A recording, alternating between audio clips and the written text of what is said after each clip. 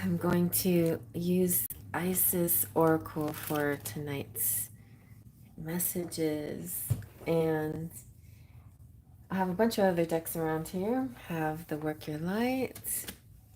I have the Starseed Oracle. I feel, with Lionsgate, I feel a very Egyptian kind of energy. We have the Star Child Tarot as well, and the Moonchild Tarot. And also the Threads of Fate Lumen Edition Oracle. Hey, Terry. And the Beyond Lemuria. So with Beyond Lemuria, I was going to look into the chakras a little bit because I had a fun reading today having to do with chakras. So I'm going to look into... Sure, great. Hi, Giggles. Hi, Effa. So I'm going to look at these lovely cards and dive into the chakras before we get going. And also the energy oracle chakras. And look at these lovely chakra points as well. So I'll be right back. I'm gonna refill my coffee.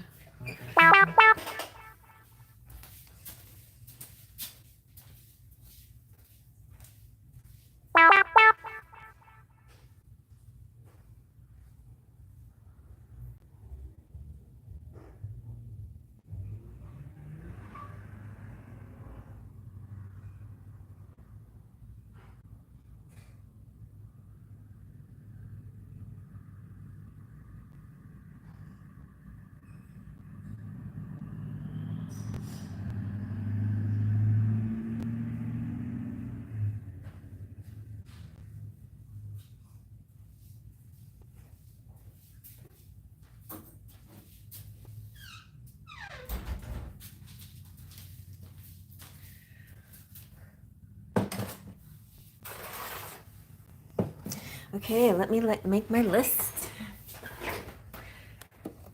Thank you all for being here. Ooh, Laura, sign you up for Lionsgate. Okay, I'm gonna write Lionsgate roar. How's everybody doing this Lionsgate? It's like another holiday, isn't it? Wow.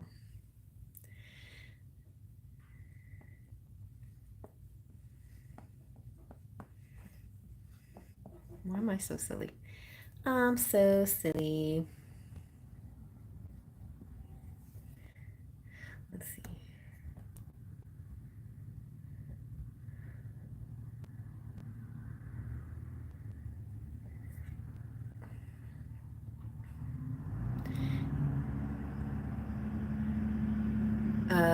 Any way you want to, Giggles.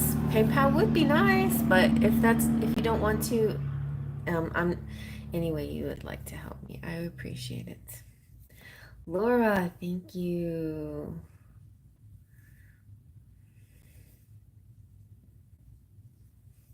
Rainbow, how are you? Let's see if I can get...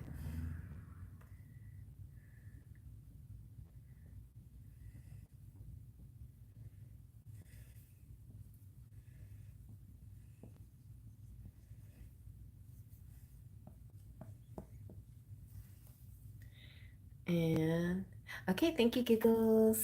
Thank you. Wow, you guys are so super generous tonight. Appreciate it. Okay. I'm gonna give you a $20 worth reading too, Terry. All right. So before I begin, I just want to do a little like reading some of these beautiful cards. These especially, they're from the pocket edition of the Beyond Lemuria. And they're so beautiful. I'll just look at a couple of them and then right now, and then we can look at more. That's your throat chakra. Express your truth. Your sacral chakra, the core of creation. The solar plexus chakra, radiant illumination. Oh, there's the pyramid. I'll use this as inspiration for our protection prayer. Third eye chakra, penal perspective. Okay. And we have the crown chakra, unlimited self. The heart chakra, unfurling back to love. You guys can pick any of these chakra points to talk about or to add to your reading, to infuse your reading with a specific chakra energy. This is a high heart chakra, ecstatic bliss. Yes, I'll take one of those, please. I think I'm gonna read that one for myself. Okay, put that one over there. And root chakra, ground and center. And then these were for my friend, her reading today, because it's interesting, like when we're in alignment, or we're release the kundalini, or we're experiencing some interesting energy, it's important to make sure Papa Sky and Mama Gaia are both in harmony and balance. So the soul star chakra and the earth star chakra, as above, so below. So balancing these two chakra points above your body and below your body, below your feet, above your head. And I didn't even know there was such a thing. Well, I kind of knew there was such a thing, but it's kind of interesting to go beyond just the seven chakras of your body. I like that too. So there's that. We'll talk about that too some more. And I like how in the energy oracle, all the chakras go with a certain angel. So we have 7th chakra for Archangel Uriel, 6th chakra for Archangel Metatron, 5th chakra for Archangel Gabriel, 4th chakra for Archangel Raphael, 3rd chakra for Archangel Shamuel, 2nd chakra for Archangel Ariel, and 1st chakra for Archangel Michael.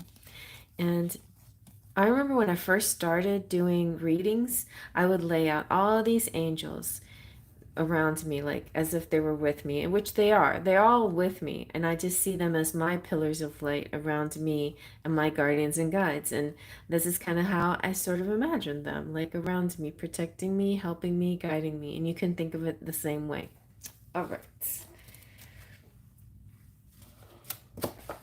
Okay.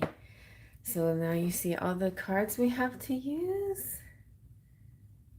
Thank you. Thank you. I bought these and they're like really long, and they didn't have the effect that I was looking for. Like I thought they were glittery, but they're kind of just faux glittery, but they actually I think look a little bit better short. So I trimmed them. And also it just bugged me a little bit. I guess I needed to have short nails. It just is what it is. I'll go back to the long nails maybe later.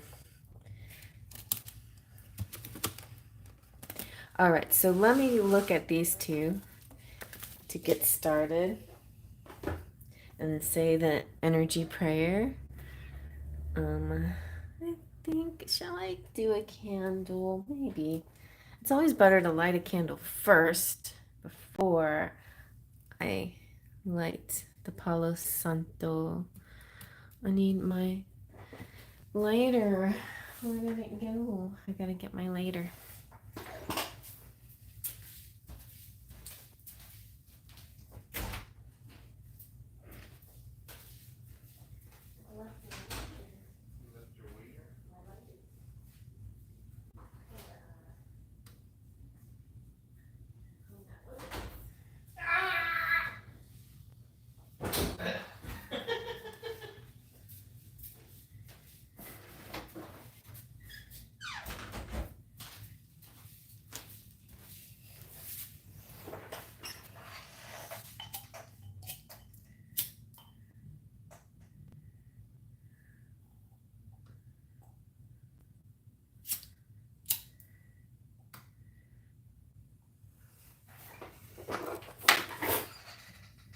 Hey, Wendy, thank you.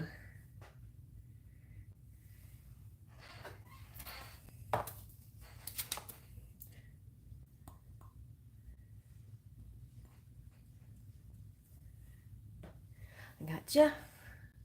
You're number 5. One time I lit a candle under this phone and it burnt my casing. So I have to make sure I keep it away from my phone. It was a brand new, well, not brand new, but pretty brand new S21 Samsung. All right. So let me say the blessing. Well, let me first talk about the cards. So let's get some high heart chakra ecstatic bliss. This card taps into the blissful oneness we feel as we drop our edges and protective containers. This is the place where we feel held and seen, enough to flow into oneness, where the eternal part of me meets the eternal part of you. This is the selfless state where our higher selves commune, for illuminating perspective on how we share, gift, and lift others in our joyful overflow. Consider your life purpose by exploring what allows you to give and joy. And I was like, oh, I get to give and joy tonight. Yay. I like my going live because that's my giving and joy. And then all right, so this is the pyramid that we can imagine that we're like sitting inside this pyramid and it's protecting us with this beautiful ray of light. The third eye chakra, penal perspective. Connect with your third eye and transcend what you understand with your mind. Discover a deeper inner knowing through the interconnected web of all. This is and has been. You can tune into this wisdom at will as and when you wish to. This wisdom is ancient yet pioneering. It is the creator of free will we choose to weave from moment to moment. Be the observant witness. Allow the transcendence of duality without judgment. Be mindful, listen, and allow your unfurling intuition to unravel the paradoxes of reality. All right. Now, I'm going to get to my little prayer. And I'll light this again.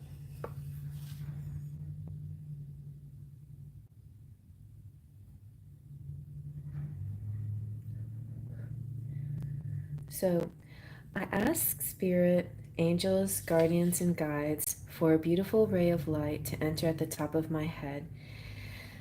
And as I breathe in, my lungs expand. And as I breathe out, I create a circle, or pyramid, or dome, protective shield. And I step into it. And I feel protected and connected. And I ask that messages come only from the highest sources to bring clarity, goodness, and solutions for the sparkles of light for all of us. Alrighty. Hi, Cheryl. Oh, thank you so much. That really helps because, yes, it really helps. You got it. Thank you. It's a fancy night tonight. It's fancy. And I think the list is definitely closed. And Terry goes first.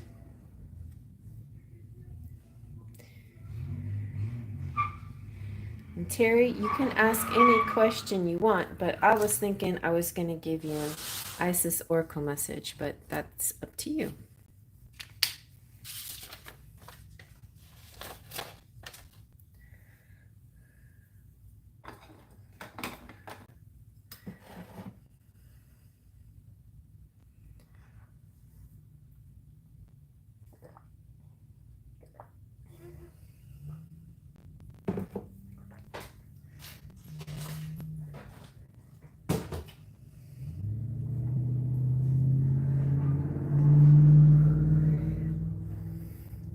I was thinking the same thing. Great, Isis. Let's see what she wants to say to you, Terry. I'm going to get my gauntlets on. They feel like protection, arm protection. For some reason, I like them. Okay.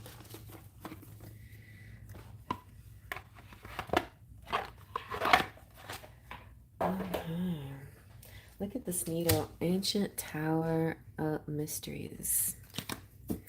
I love the Isis Oracle. It's very powerful.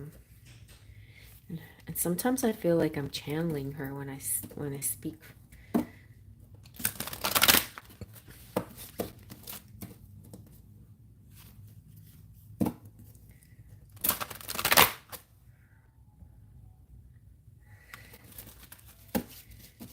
All right, let's see.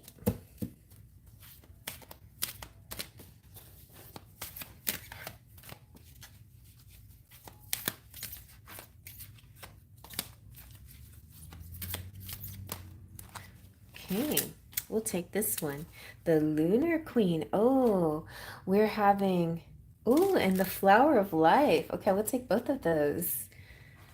It looks like a prince and princess energy. Everything is a prince and princess energy to me. It's like I'm always putting, I played, Barbies, of course. I made paper dolls too. I drew dolls and I would put them together. Like I'm always like matchmaking things, creatures, dolls, drawings, thoughts. I'm just matching. I like to match people.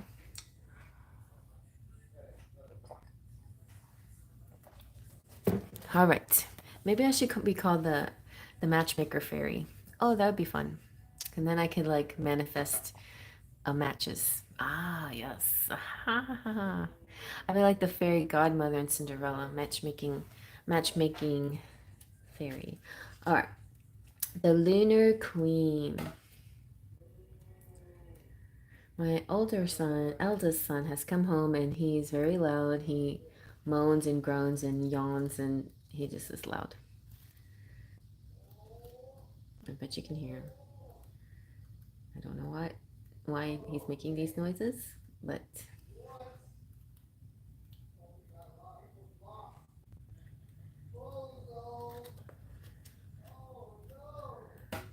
okay. The Lunar Queen. The Lunar Queen is saying she is of the celestial crescent. Oh, the crescent moon. I was born on a crescent moon, y'all. I think that means something, that I'm naturally, because the crescent moon is the witch moon. There is a deep feminine wisdom that recognizes the importance of cycles of rest and replenishment as essential balancing to our actions of power and demonstration. You are asked to allow this replenishment for yourself now, trusting that you are in a cycle of creation that's about to shift into a new phase. Release and enjoy the process without having to control or force it. So basically, you get permission from Isis to just chill and relax. Isis, the lunar queen, understands the cycles of creative power and flow. Sometimes it can be hard to let go of a desire to force, control, and make things happen, to exert might and willpower, to bring what you wish for into being by sheer determination, exertion, and force. Yet, the vast creative power of feminine principle is in honoring and flowing with the cycles of activity and rest, of releasing force and surrendering into the perfection of what is happening right now, realizing that this is actually what brings us divine manifestation and creation more effortlessly and gracefully and to greater effect. So I know that a lot of us believe when you manifest, you have to put some action into it. And I agree with that, yes. But I think there's a certain ratio. I think the co-creation with spirit, sometimes we try to do too much. And I think there's times where we need to like lay back and give, like what's the saying goes, let go and let God. That's kind of what this is about, just let go and let God. The celestial crescent is the moon in her changing form. This oracle comes to you at a time when you are shifting from one phase in your spiritual and creative journey into a new phase. This is time to pay deep attention to the messages of your body and allow them to guide you. Do you need to balance your activity with more rest? Do you need to be actively creating, but from a more relaxed and allowing rather than demanding or forceful mental state? Or is it a time for you to spring into action once more? Has the time come to take a step forward? Pay attention to any other card that you draw with the Lunar Queen, okay? To fully understand which phase is most appropriate for you now. These cards will help you connect with your inner wisdom and the guidance of your own body wisdom for the greatest timing and unfoldment of your manifestation. Remember, sometimes more time in the oven prevents an undercooked meal. Sometimes we just need to wait a little longer. The quiet times are dark moon energies, the times when you will sense from your inner wisdom, your body wisdom, that you're in need of replenishing and percolation. The other times when you feel the inner oven timer has rung and it's time to get that delicious meal on the table, your body will urge you to dance, to act, to communicate, to be bold, take steps. These are full moon energies. Your body will help you know where you are at and what you need. The flow between the dark moon and the full moon and all phases in between is constant. In allowing that flow, even several times in your day or an hour, you will maximize your creativity and allow your life to manifest creative project after creative project, should you so choose. You will feel great inner harmony, wellness, and connection.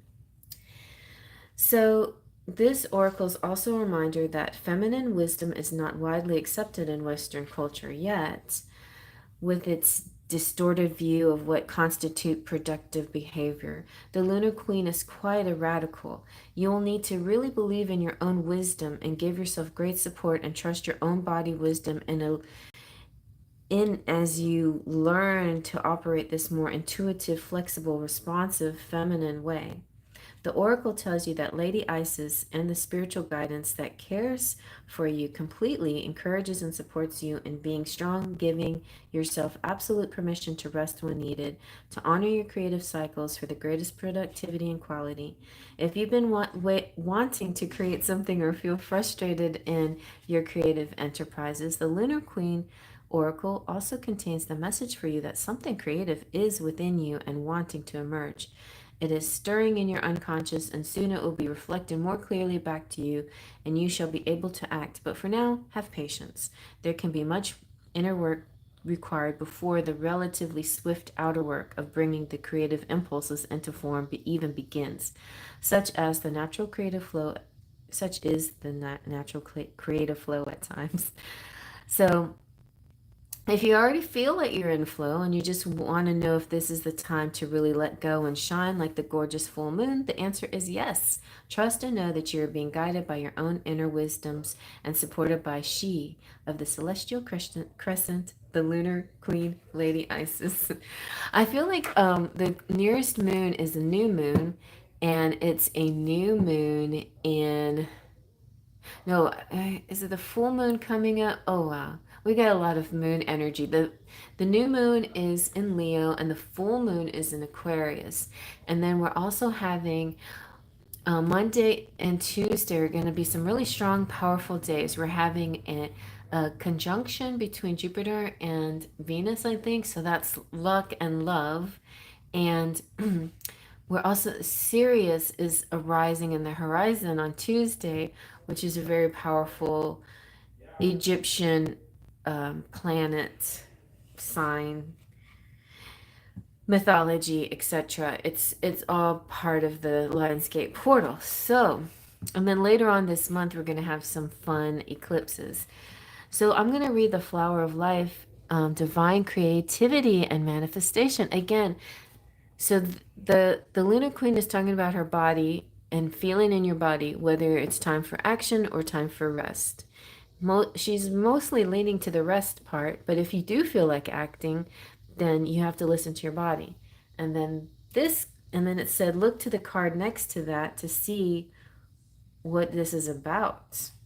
And the Flower of Life looks like a masculine is here. Was that a masculine? It looks like a feminine masculine. Who is this guy? This is about divine creativity and manifestation. You are entering a fertile period of your life. Focus on your innate creativity and how potent this becoming, and watch it rapidly grow. You are guided to think of yourself as a creative being and to surrender your control over how things will manifest and instead allow them to do so. Don't resist change, instead flow and let it happen. Now is the time for your blossoming. So this is about time being right for manifesting. And this is also about manifesting. So there is this, the two together makes me feel like something that you've been wishing for is manifesting, but not to like sabotage yourself and then try to take control or force it into being, but to actually double down on your surrender. And it's usually right before a manifestation occurs that it seems like nothing is happening, right? Nothing good is happening, or nothing that you expected, or none of your visions are coming true, or whatever. And so then you start to give up, or you change course, or you don't hold focus as strong. And I feel like that could be it. Like maybe it's important to hold focus even stronger now. There is a ritual below that will help you create in a powerful and focused way using holographic power of the flower of life. So choose wisely what you would like to experience and make sure in your heart you're willing to allow it to come to life, because once you do the ritual, your life will change and move into accommodate your intention. It is a powerful skill within you that is growing, and when you put out and whatever you put out will return to you multiplied. So make sure that it's truly what you want. So the flower of life ritual is this. Go into your heart space and relax your breathing from your belly to your chest. Feel the rise and fall of your body with your breath. Allow yourself to cultivate the feeling, image, sense, or perception of something you would really like to create, become, or be right now. Come from a place of joy and love, something that really makes your heart sing. Don't worry if it seems too much or impossible. Don't think, analyze, or judge. Just feel with your heart and trust. Sit with your vision or feeling, then gaze at the pattern of the flower of life below, holding the vision, feeling, or imagining in your heart as you gaze at the pattern, absorbing the image internally. Take your time, enjoy the fact that you are seeding your vision or feeling. Relax into it as much as possible. Keep your gaze soft and let it hover over the pattern, noticing small individual flowers, then how they link together and continue. When you're ready, with your heart still connected to your vision and aware of the flower of life pattern, just say, of my own free will, with divine harmony and grace, so be it. You can finish the ritual with the incantation below. So your incantation is this. Flower of life, circles repeating, manifestation now increasing, creativity flowing fast with power of the universe vast. The whole within a grain of sand, manifestation forms from this hand. With unconditional love so wise, uniting power of earth and skies.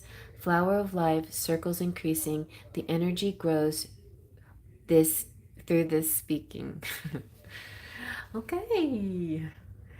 All right, and so I'm going to do one last little thing for you. I'm just going to take all of these chakra cards and see which chakra Spirit wants you to focus on.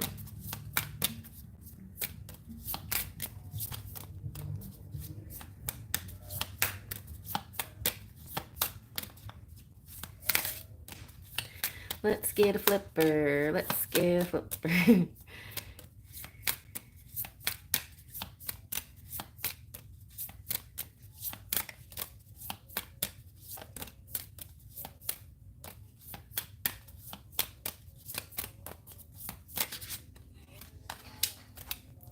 The throat chakra, express your truth. Oh, very good for you. I like the Merkur book too. I love that symbol. This chakra is the origin of expression. It is the source of life spark that inspires your aliveness and stokes the creative fires in others. This is the outer sharing of your inner being, the glowing song of your soul, on the winds of your flight to understanding more of who you are. Connect to the crux of your potential and take it further than you could have imagined. As spirit fuses into the tangible, it actualizes as a platform for the greater experience, and new facets are sculpted, seeded, and shared as a fractal of light in the form of your own unique language. There you go. So I hope you like that.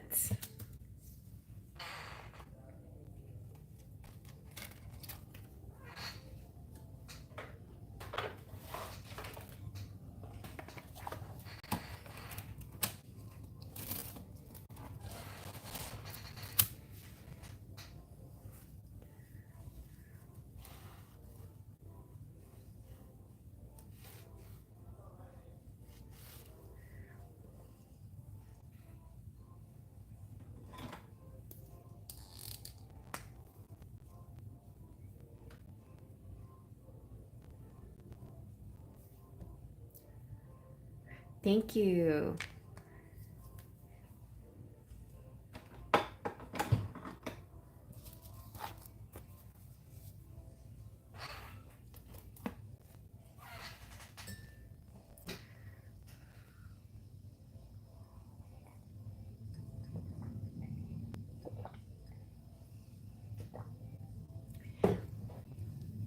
Okay. Oh.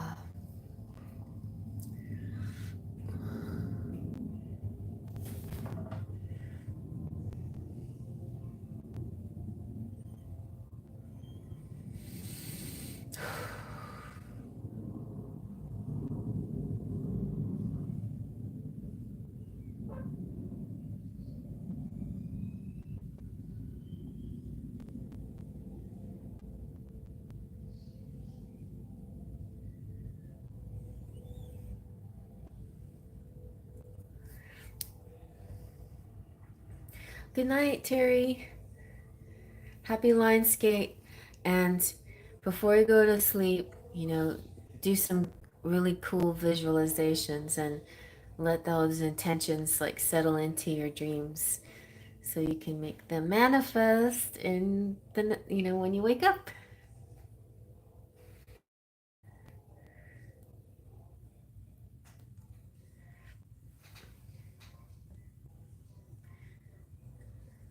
My top fans are Laura, Wendy, Rainbow, Giggles, Terry, Cheryl, Daisy, and Muefa. Muefa.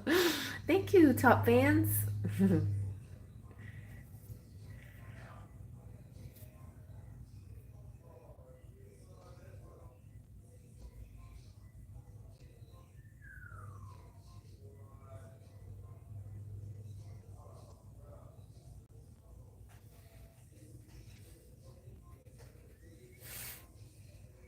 Try not do. Try not do. There is no try. You do, or you just do it. It will be. What will be, will be. Whose birthday is it? Oh, Laura. Hi. Hi, Cherry. It was my birthday yesterday. Oh, but received bad news about the apartment. No! Needless to say, I'm not moving in with a fiance, but now looking for places on my own. No, Laura. Oh, poop. All right. Well, maybe it's meant to be this way. I want to know if I should keep still and stay in my building and wait to move within my fiance, or do I move somewhere else? Okay, let's see.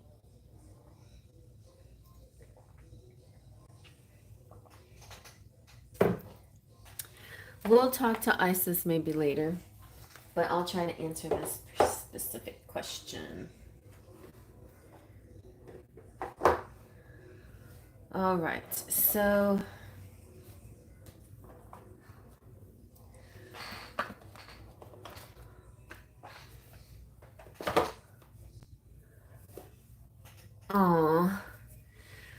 You know, it's still Mercury retrograde, and in a way, like signing contracts during retrograde is kind of risky because sometimes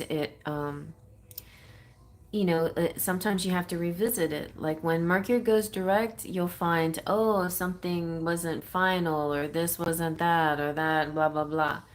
Or if you have, like, say you have an argument or you have a breakup with a person that you care about, it's not gonna stick because it's Mercury retrograde. So, like, those kinds of things you gotta kind of take with a grain of salt. It might not have, they might not mean that much during a retrograde. Retrogrades are more about like when things fall apart, you kind of see the truth behind stuff, and so it kind of helps you. It kind of helps clear up stuff, like makes you under more aware. But it's not really meant as like a, a firm foundation for beginnings and things. It's not really a firm foundation period of time. It's more of a explore, revisit, think about, research, ponder, uh, learn. It's like it's a huge like learning experience time period, really. So let's see if you should stay where you are and just wait to move in with fiance. You're so like thinking that your fiance can't is it something like with his credit score or something like that? He has to build some credit? Or is it that you decided you didn't want to be living together?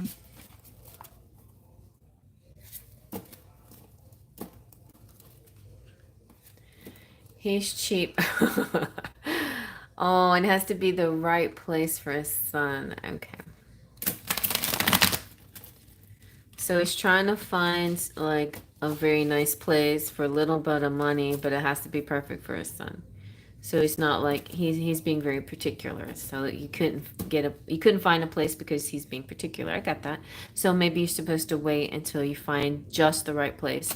And maybe it all happened for a reason and you're trying to force the time, but because you're anxious to get a move on, but spirit's saying, well, Laura, I see what you're saying, but with all that's going on with the planets right now, maybe it is time to wait. So that's kind of what I'm getting right now, but let's just see what the cards say.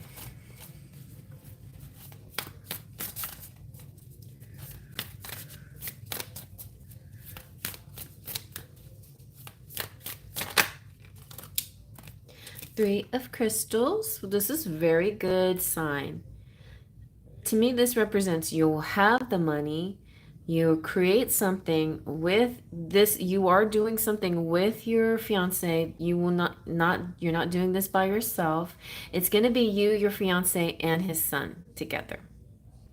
So eventually, I mean, it will happen for the three of you. And I feel like you're going to find something lucky. You are going to find the goodbye, I shouldn't say goodbye, the the big the best bang for your buck. You know what I mean? You're going to find the thing that doesn't cost too much but is satisfies your fiance and comfort for his son. I think you're gonna find it. It just wasn't. You were just not finding it yet, but you're gonna find it. I think that all of that in that one card, but it feels that way to me with the Three of Pentacles. Let's keep looking. Our Three of Crystals.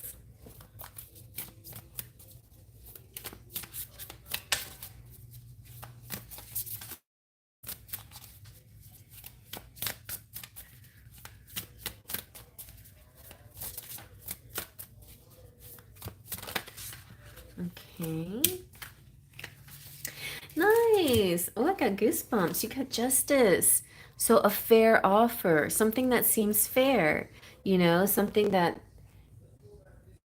feel like, and both of y'all seeing each other's point of view, seeing eye to eye. You have serenity, oh, and the 10 of crystals. Nice. I got goosebumps all over on that. You know, I have a book somewhere that I printed. I don't know where the heck I did with it. Wait, let me see if it's up there.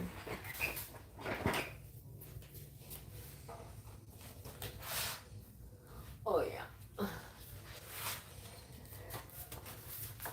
So this deck, the Moonchild, didn't yeah, I didn't buy the book. You have to buy the book separately for this one. But I printed out. So I'm going to tell you what the Serenity card means. Let's see if I can find Serenity.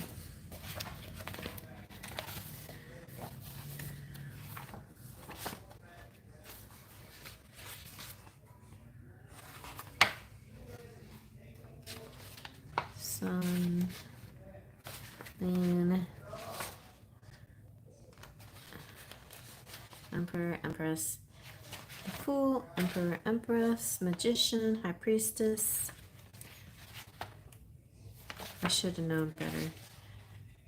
The Lovers, Hierophant. Oh, there's Serenity. Serenity is the Hierophant. Okay. So this is a spiritual quest, meditation, introspection, consciousness, solitude, retreat, wisdom.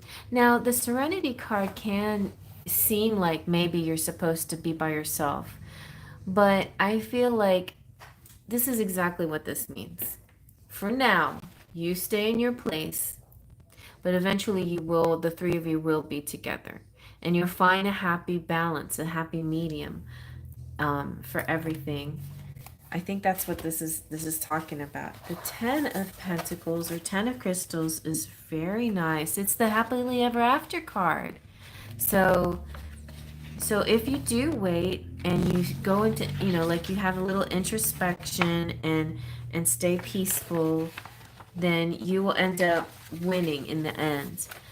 I feel like that's interesting because that the Isis Oracle card that Terry had just kind of had a similar energy to it. It's like sometimes we want to rush the timing, and sometimes the universe is just telling us, maybe this is the period that you're supposed to rest until that moment comes that's just right, the divine time, right? So the 10 of Crystals is culmination, family, prosperity, security, spiritual ascension, happiness. It's like one of the best cards to receive. It's very positive, and I think,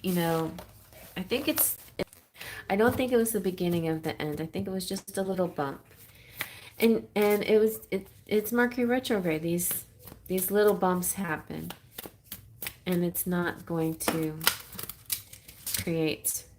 So you have the 9 of Wands, and that's like you like getting a second wind and persisting, persevering, not giving up. Don't give up.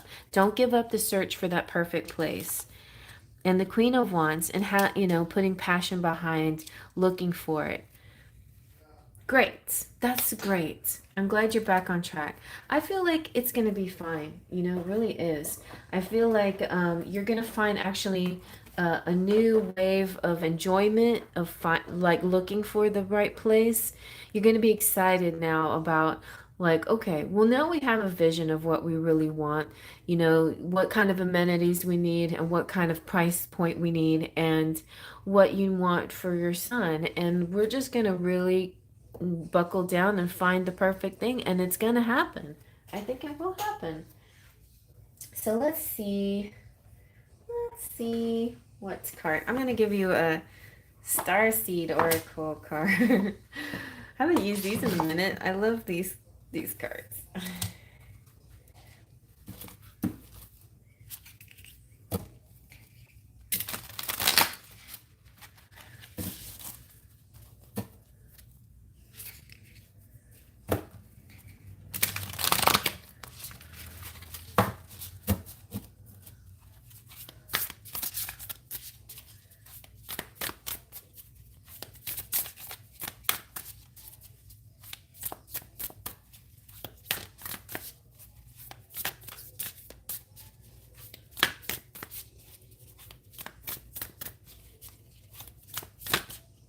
Ooh, you got Inner Earth.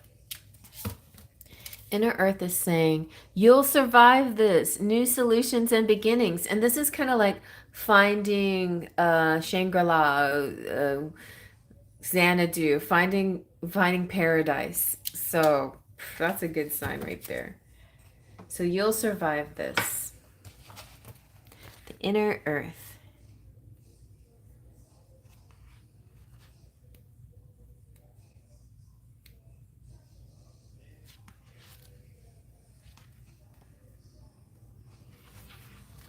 I know, right?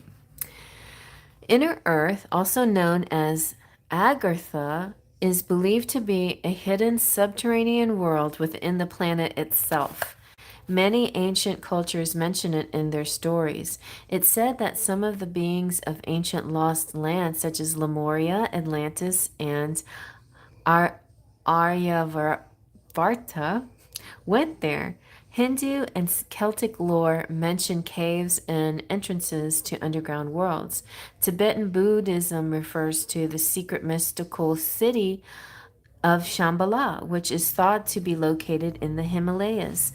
Many have searched for many have searched for inner earth in the physical world, but without success.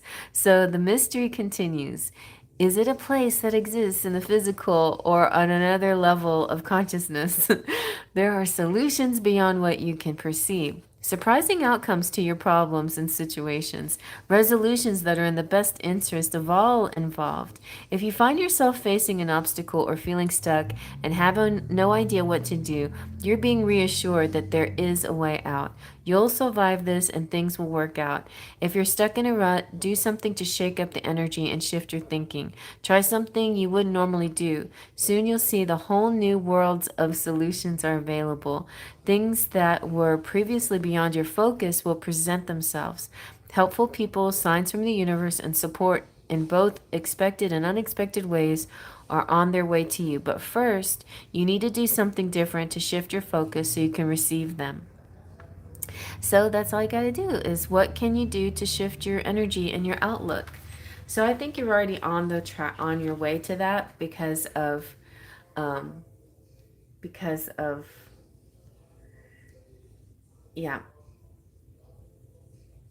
being back on track. You know, you admit it, you say it yourself, you're back on track. And so you know, this could have been just, you know, an outside shakeup that you needed to make sure that you be back on track, or that you make sure you get exactly what you're looking for, like the dream place. That's so funny. All right, let me see what I'm gonna see what chakra comes out for you for the from the Lemurians.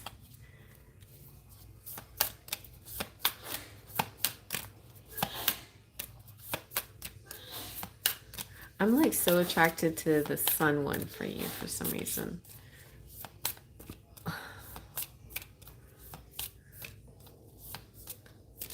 This one. That looks like yours. I'm glad it makes you feel. It makes me feel better too. You got the sacral chakra, core of creation. Revel in the present moment and feel deeply in your senses. The sensuality of being alive, the breeze on your skin, the scent of damp earth, the feeling of aligning perfectly into the temple you call your body. This card is about diving into the depths of the present moment where all your faculties are available for divine creation. Nothing is left in the past or caught in the future. All of who you are unites in a moment of ecstatic conception. Let yourself drop into passion, intimacy, and loving connection with whatever you are birthing into the world and with whomever you have chosen to co-create. Nice. So that feels good too. It feels like you got this, you know. Don't worry about the past. The past is a memory, the future is a dream. And if the future is a dream, then dream big, you know, dream whatever dream you want to dream up, you know. You have the power in your mind. Just because something happened a certain way at one point doesn't mean that it always has to happen that way. It doesn't. It really doesn't. It's only your mind that's creating the repetition of the mundane everyday life doing the same thing over and over again. You have also, you can shake it up and see that, life can actually be quite diverse and different day to day. It's all up to you, really. So uh let's see anything else. Let's get a little Lenormand, why don't we? What's coming up next? Kind of a coming up next.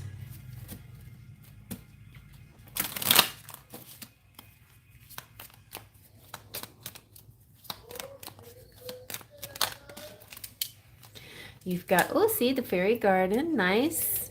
You've got the clouds.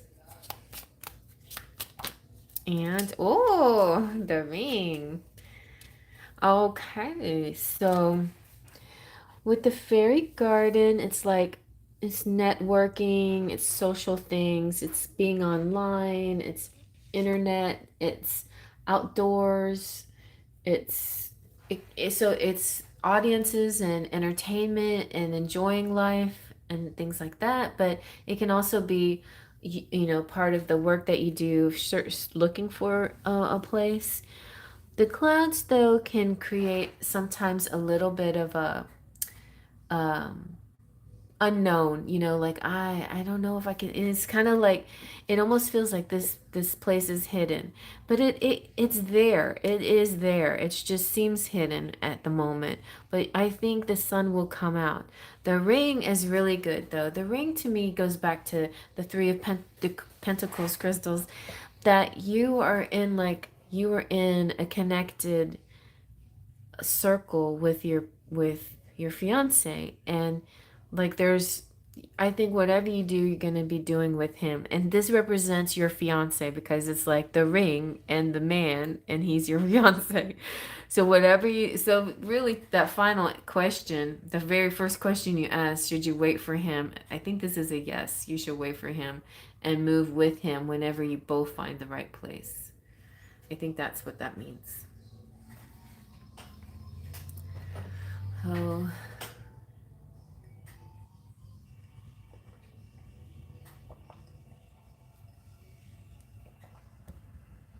yeah.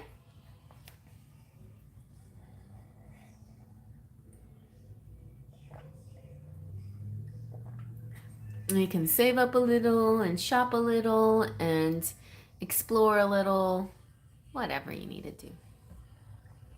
You're welcome. Good luck with everything.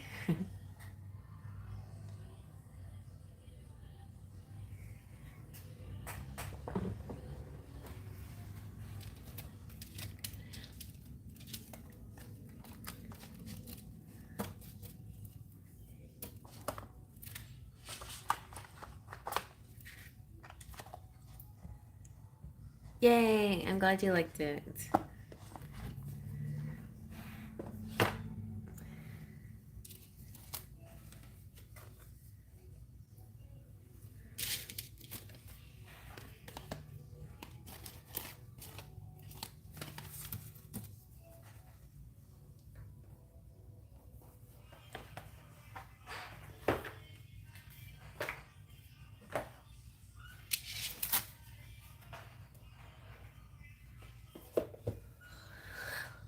Alrighty.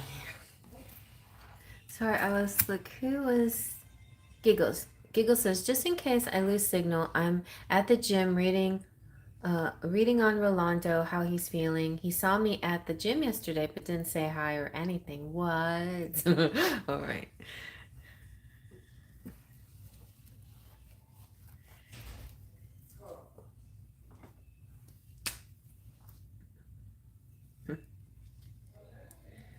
Okay, next we have Rainbow.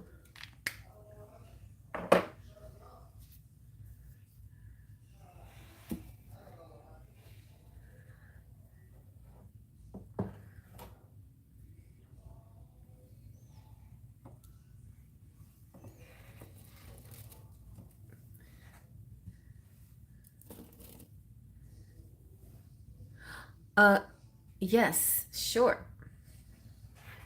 Giggles, you ready? You're up, Giggles.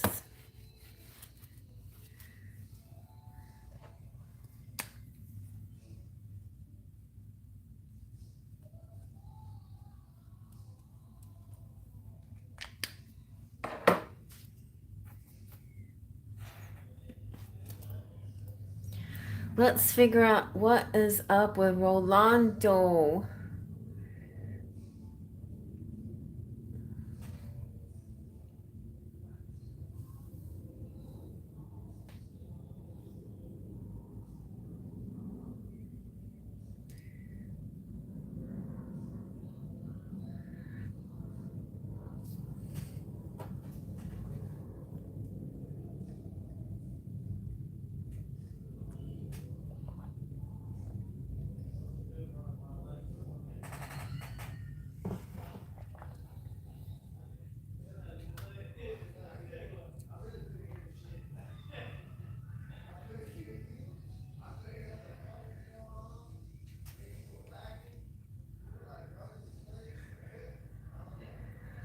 Giggles, are you still there?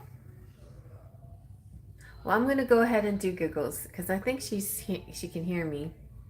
I hope so. I hope everybody still can hear me.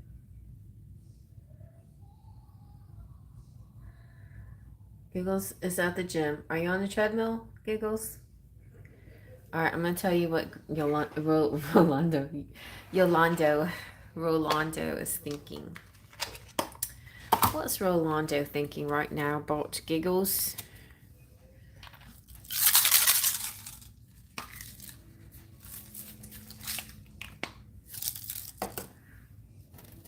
Let's see.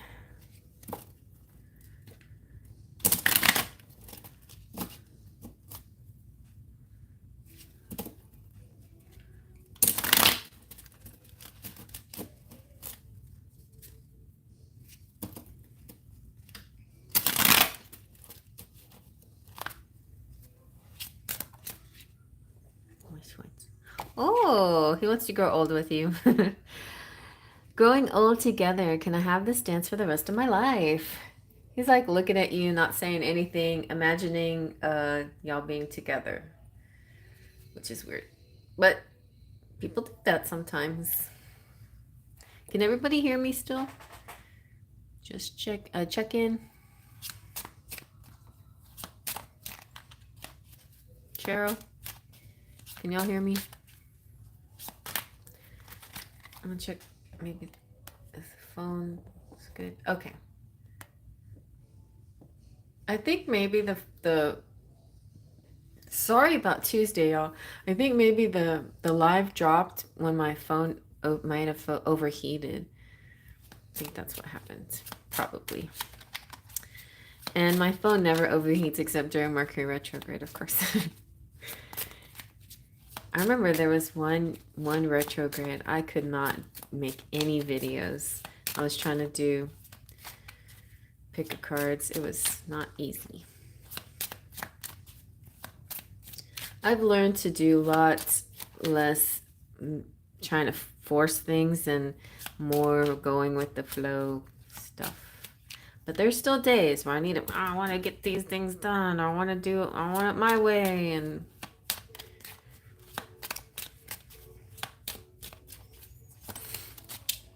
what is that? Ooh, he feels empowered, feeling good, like it can take on anything, want to take me on. So he's over there, you know, pumping.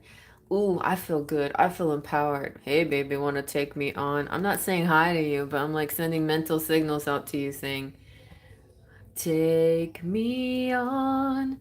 I'll be gone in a day or two. And what are you doing over there? Oh, look at that. He wants to dance with you. Look at all these dancing. Like, you guys ever go out dancing? I think he would like to go dancing. I don't know what's come over me, but I'm feeling so exhilarated and alive. I think he really likes running into you at the gym. Even though he didn't say anything. What is wrong with you, Rolando?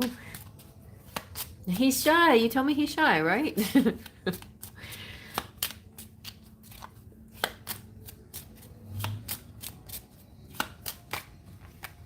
He's excited. Oh my goodness, look at that.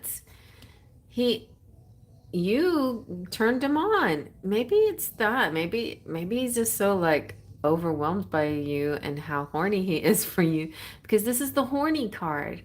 Feeling a thrill like tooting my own horn. It's music to my ears. There you are at the gym looking like a babe, so fit and strong and gorgeous. You're so hot, you turn me on. And this is like him focused on something else, but really he's like pretending to be focused on something else, but actually focused on you. There's so many things that can be distracting. My intention is on the greater goal. Oh, really? Let's see. Anything else we need to know from this deck? But he still wants to take you on that night date, which means he wants to, you know, give you breakfast in the morning. A romantic surprise. I think he's still trying to figure out how am I going to approach you and how am I going to invite her out. But he does want to sing this to you. Ready?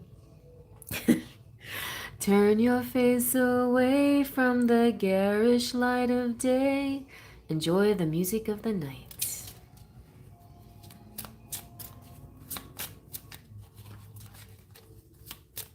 He wants to be the Phantom of the Opera to you. He wants to like gaze at you from afar like an Edward thing, but never like actually tell you anything.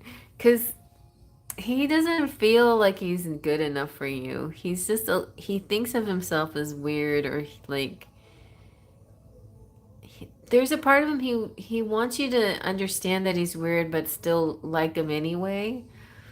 So maybe he's not sure if you accept his weirdness. All right, let's see. Let's see what the Love Tarot says.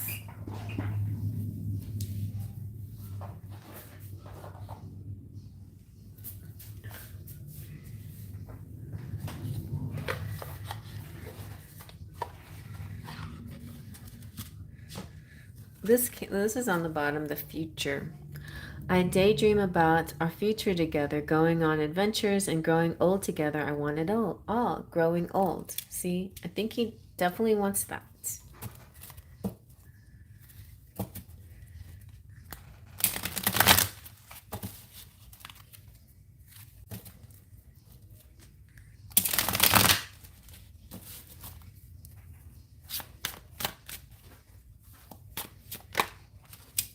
He has mother wounds. My mother is a big influence on my behavior now as an adult. I have challenges with connecting to the divine feminine energy within me and externally.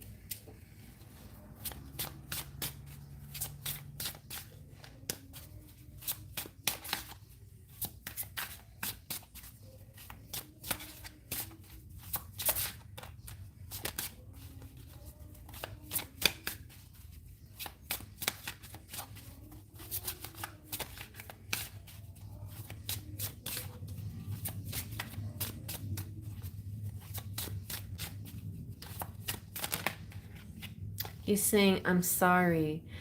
I hate how much I've hurt you. I'm sorry for all the pain I've caused. You didn't deserve any of it. So basically, like, I don't know, like I'm behaving a certain way. You don't deserve it. I'm sorry about that. Is he gonna make it better? What are you gonna do?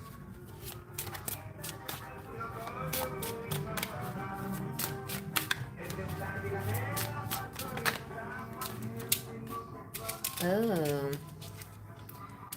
He has a little bit of fear of emotional intimacy. I'm afraid to truly open up to you. Being raw and authentic with my emotions is something I'm still working on. So he's just got to keep working on, expressing those feelings. Is it true? I heard you were dating someone. Is it true? Please tell me it isn't. So he's still worried about, like, if you are interested in other people.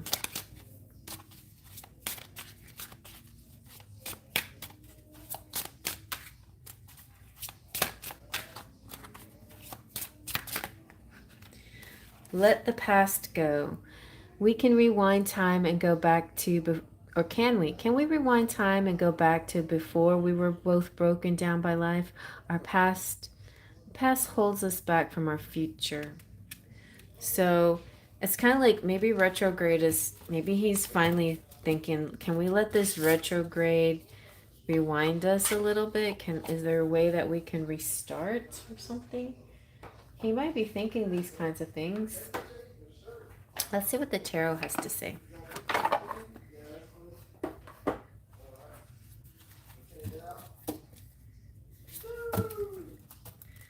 Why is my son so loud? I know, he has an Aries moon. That's fine.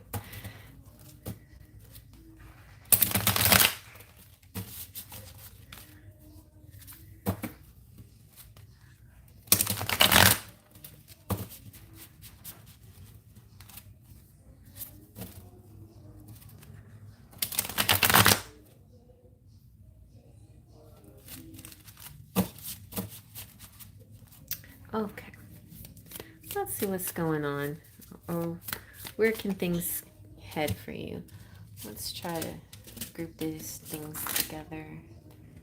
He is definitely excited by you. But he does feel like maybe he doesn't deserve you. It feels weird. He's also sorry. And he also thinks that maybe you seeing other people and he has mother wounds and intimacy issues. Okay.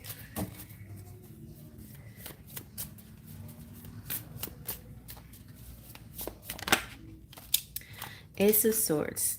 The truth. The truth will come out. Communication is what you guys really need more than anything else. And I think somehow, some way, you're going to get that communication.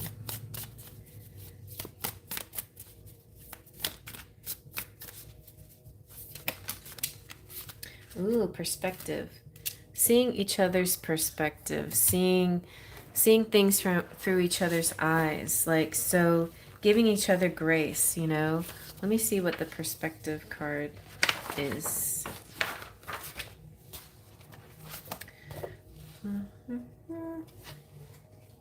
Perspective. I wonder if that's like the world card.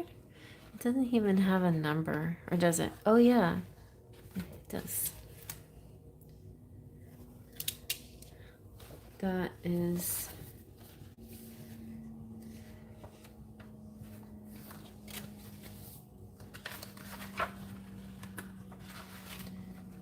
the Hanged Man. Perspective. So yeah, it's like looking at things a certain way, trying to see things differently. Epiphany. This is an epiphany. It's like, oh, like something about him pop, you know, you suddenly like put yourself into his shoes, and then you suddenly have this epiphany, and you're like, oh, that's why, you know, whatever your question is, or you know, suddenly it becomes clear, and then you have a rush of compassion and forgiveness for him, that this is where he's at, you know, in his mind. And maybe vice versa. Maybe he does this, maybe the same thing happens with you. Like, he puts himself in your shoes. It's a very much Grease experience, you know, like the musical Grease. Danny and Sandy have a connection. When they're at the beach, it's almost like they have no ego. The beach represents their souls entwining and finding harmony, but it's just the two of them. Then when they go see each other at school, the ego is present because they're surrounded by their friends, and their friends is what brings out their outward energies, the facade, the who they are on the outside. And so Danny is cool, too cool for school, and Sandy is too sweet and goody for the cool guys.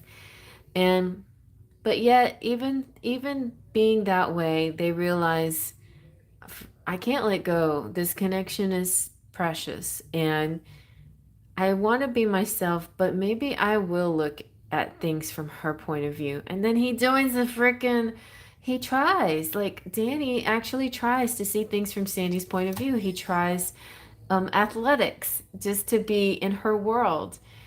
And in the end she tries for him too. She gets all dolled up and tries to she taps into her sensual side. And so because they're able to see each other's change it up and put themselves in each other's shoes, it makes them realize the value of who they are, and separately and as a couple. So I feel like something like that could be happening with you too, like a Grease thing. Watch the movie, it's one of my favorites.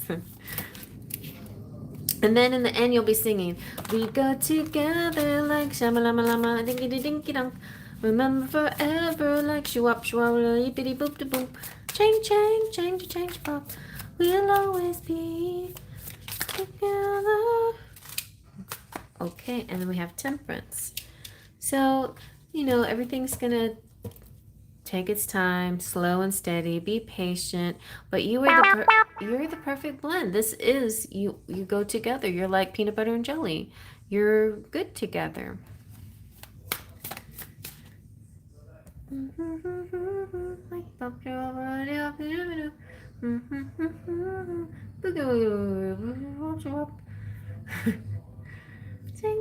Change. Hey, Divine Goddess, how you been? Happy Lionsgate Portal Day. Apex. What's this one? Ooh, Three of Cups, see? So I think you're about to have a celebration. And look at that, the full moon. It could be all around climaxing to a full moon. Feels very good to me, Giggles. Feels like a really positive energy coming through. So let me see, what is coming next in love for you? I mean, even if on the outside it doesn't look like anything's happening with you and Rolando, I think spiritually there's a lot of, I think there's some movement here, and it may come out. Let's see if he reaches out. Let's see what comes next.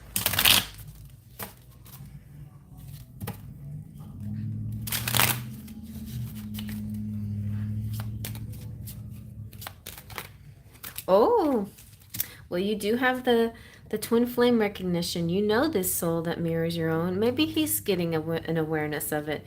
You're just taking steps, follow the path to ascension, one step at a time.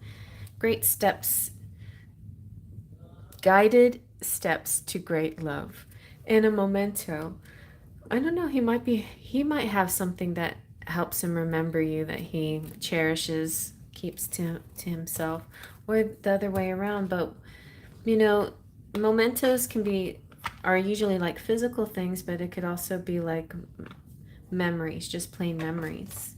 And that's why, like, that card is saying, can we please rewind, to a place where, I have so many memories. Can we rewind and go back to that place where I felt like I could express myself or something better? Thank you, Divine Goddess.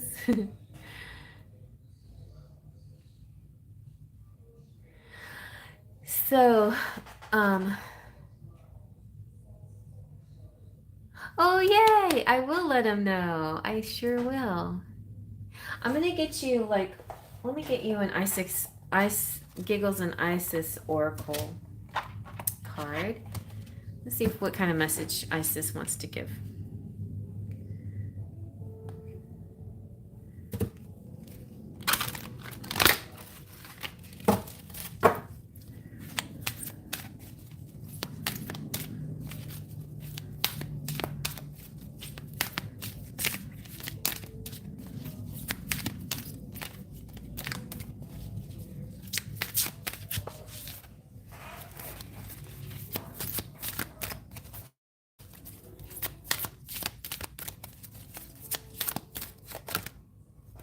Ooh, you got stay true and be in your power.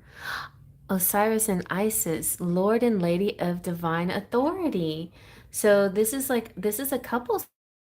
That's very nice. And you and Rolando have that energy where y'all are supposed to be together. So stay true in your power. Don't doubt it.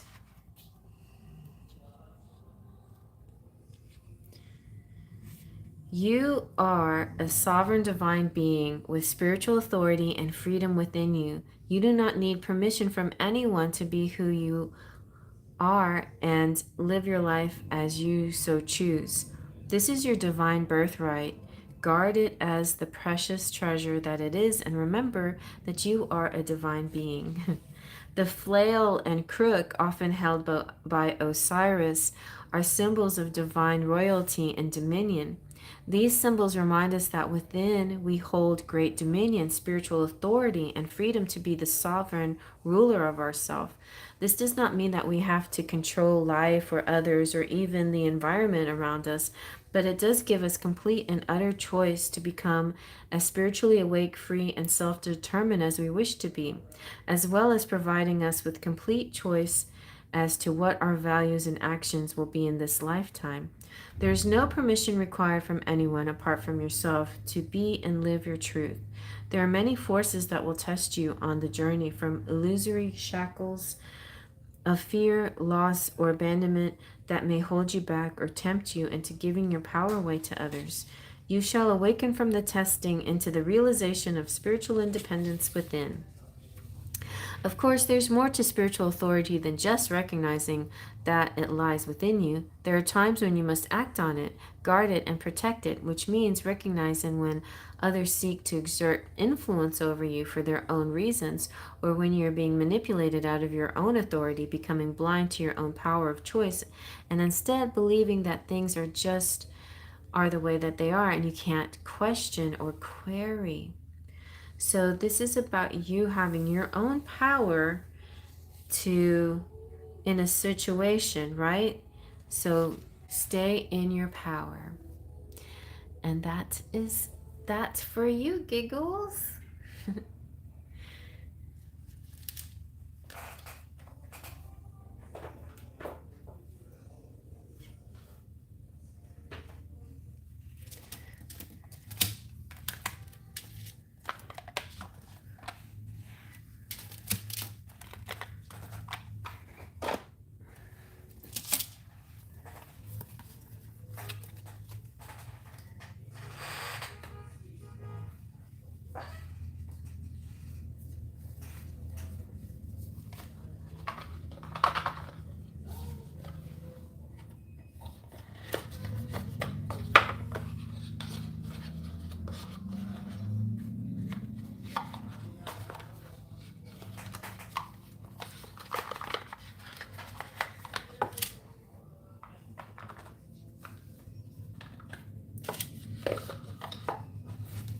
Maybe Giggles is on the treadmill. No, she's at the gym. Maybe after her workout, Rolanda will see her and go talk to her. That would be good. Maybe it will happen.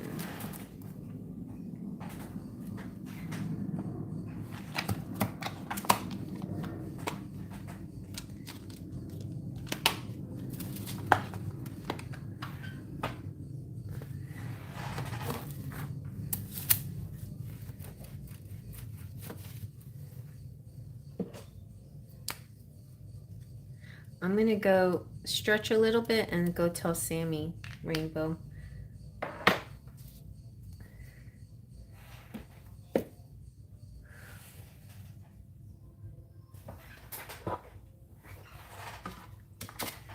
I'll be right back.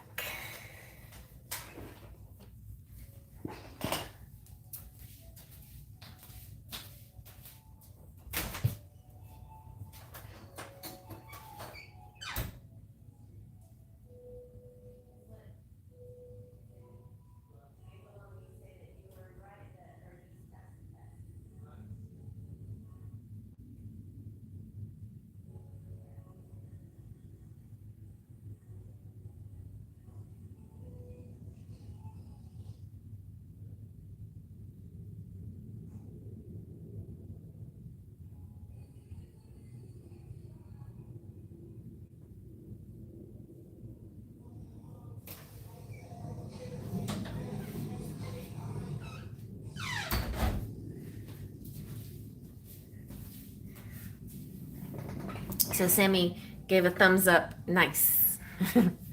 He's very glad for your niece. So Rainbow, what is your question tonight?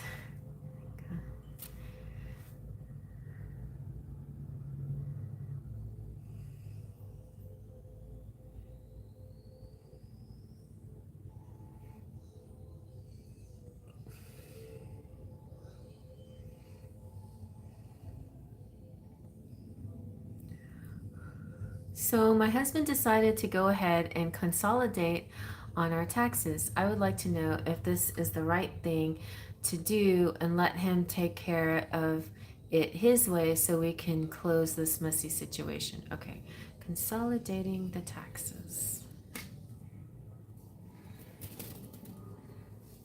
Let's see.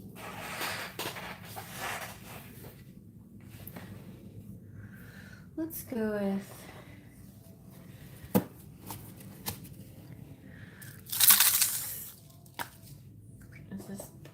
the Star Child Tarot.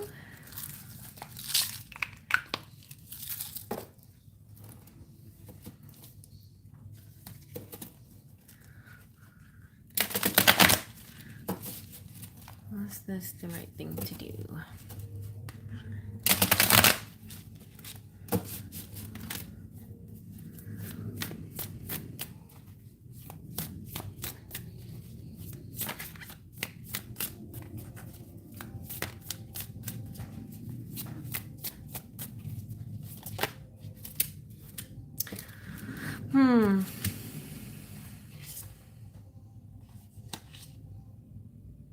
Okay.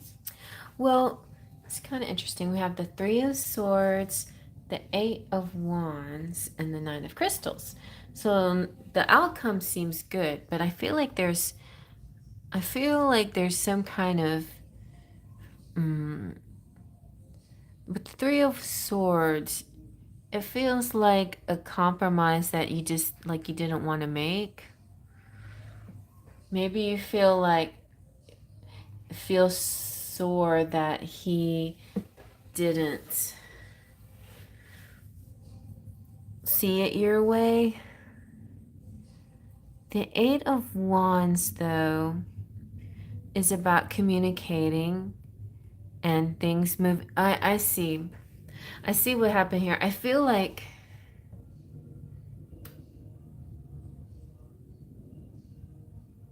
so Divine Goddess says, hey Cherry Love, we have a sound healing session now, so maybe when my turn comes I'm posting my question now. Okay, gotcha. All right, so I feel that Rainbow, that I feel that there is a necessity to go fast. Then there is a necessity for speed, a need for speed. Or at least your husband thinks so, but I feel like that is the right choice from these cards. The Nine of Crystals is saying like your wishes are coming true. So what you want, what the outcome that you want will happen. Like a good outcome will come to you. Even if initially you don't feel very good about this. I feel like the Three of Swords kind of makes you feel like undermined, or like maybe you just took it really to heart that he went with something he wanted but not what you wanted, or something else. Like maybe it's not about you, maybe it's about something else. But anyway, the Eight of Wands is a good sign that you're in the right direction, and that it's just like it was something that had to happen quickly. But I feel like it's kind of a tricky thing to do during retrograde. So, but it still says, Nine of Crystals is saying that you're going to have a positive outcome from this. Yeah, see, you have a good transformation, positive transformation. Ooh, and the Ace of Crystals. Great. So and money is going to grow again. He's stressed out about it, so he thinks it's best to just shut it down, although we are right and they are wrong. And I have all the paperwork to prove it. But they don't care. Nobody listening to me. See that? Yeah, I get. That's how you're feeling. Like heartbroken in a way. Like nobody listens to you, nobody's helping you. They're not, you know what's right. It's not working. But I feel, and I understand, like, there may be some way that this can be resolved for the truth to come out. But, and see, you've got the swords representing the truth, and it's so frustrating. You got the truth right here, you got the evidence, and you can't use it. But the wands is his husband trying to, like, let's just go quickly. The speed is going to be important here to do this quickly, and it is, and he's right. He's right because it brings out a good it brings out the good feels, the positive energy. And then transformation is really great. It's like it takes a little bit of time, but everything gets resolved, and it's like a clean slate. You get to start fresh, you get to start new. Everything looks better, and you actually come out ahead. The Ace of Crystals means you're gonna make money again, you're gonna have money again, you're gonna have extra. I feel like Ace of Crystals could represent that in the end you do get some money out of this, like you get some kind of reward. So it may not be like the 10 of crystals reward, but it is something. It's a good start. I feel like it is a good start. Let's see. Anything else? Any other? Let me see. Let's go with the Starseed Oracle.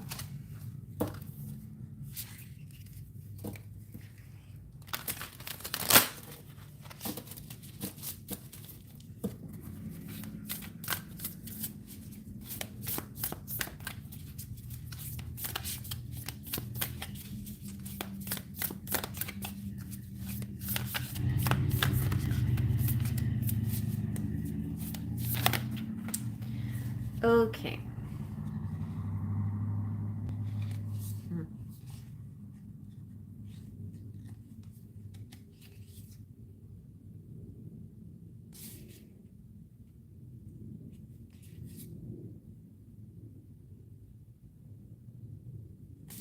This is a good one that came out. I'll use this one, and then this one I think is interesting. This one came out. So I think this might, I don't know if it's necessarily has anything to do with this current situation, but we'll read that one. But I think this is a good way to look at this situation, that in the big picture, like trying to win this with the evidence that you have may not be that important. It may not really matter. So it's maybe better to zoom out and just work with your husband on his plan and just, let it be that way. So perspective. Oh yeah, perspective. Take a step back and look at the bigger picture of your life. Step away from the blinkered vision and reactive frame of mind of me against them. Change your perspective, shift your point of view, and zoom out, out, out, out, out. We are but a speck of dust in the universe, yet we think everything revolves around us. We see the planet as ours to own and conquer, pillage the land, and setting ourselves up for eventual extinction. We build fences and walls and create invisible borders. Mother Earth doesn't need us to survive, but we need her. It's time to wake up. A new perspective is urgently needed. We become so lost in our individual experience that we don't realize that most of the things that keep us awake at night are actually distractions. We're wasting our precious time and resources fighting each other when we should be coming together to heal what's been severed. This moment is a breath in the timeline of your life. This life is a fleeting moment in the tapestry of our soul's experience. Your soul's experience is a flash in the timeline of the known universe, and the known universe is a grain of sand in the unknown universe. Take a moment to see the bigger picture, to find common ground, to find deep compassion in your heart, to gain a greater perspective of humanity in this fleeting moment in the timeline of your soul's existence, in the timeline of all that is, was, and ever will be. Really, I mean, yes, there, it's kind of like there is injustice, and sometimes it is our call and our part of our life path to fight the injustices of the world. It can be, and part of finding ourselves is through fighting the good fight. But also, the big picture is we're really all supposed to try to find a common ground. We're all supposed to try to find harmony in the big picture, right? Even if they don't deserve it, even if the wrongdoers don't deserve it, you don't deserve to be tormented by their actions anymore. You don't deserve that, right? You deserve to be freed from their actions and get on with your life. So don't let what they did torment you anymore, and focus like what you like. I To be honest, I'm being very like uh objective on this, because I probably would be more like you, and I probably wouldn't want to just let it go like your husband wants to. I'd probably want to try to fight it. And then I've had issues like that in my own mind, in my own life, like, you know the phrase, choose your battles wisely. Like, sometimes there are things that you fight, and sometimes there's not. Sometimes there are things you're supposed to let go of. And especially with my North Node in Aries and my South Node in Libra, I'm always struggling to know when is it that I'm supposed to fight, because I know there's times that I'm supposed to have that lean into the Aries energy, because that's my North Node, that's my life path. But I usually end up doing the peaceful thing, which is my South Node, which was my past life energy, which was something that, so it's a little bit confusing for me sometimes. But I feel like, intuitively, what's best to do. And also, I think harmoniously, it is good to go with your husband's idea. So now let's look at this one. We are Hathors, deep love, mother's milk, birth as a portal. Ooh, what is that?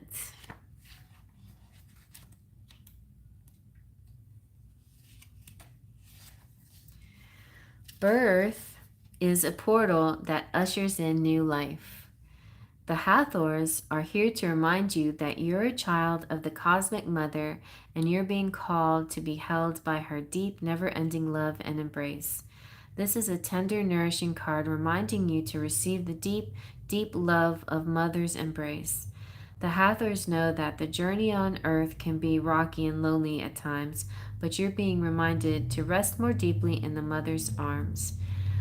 This is a card of extreme potency, of femininity, of creation, and of birth.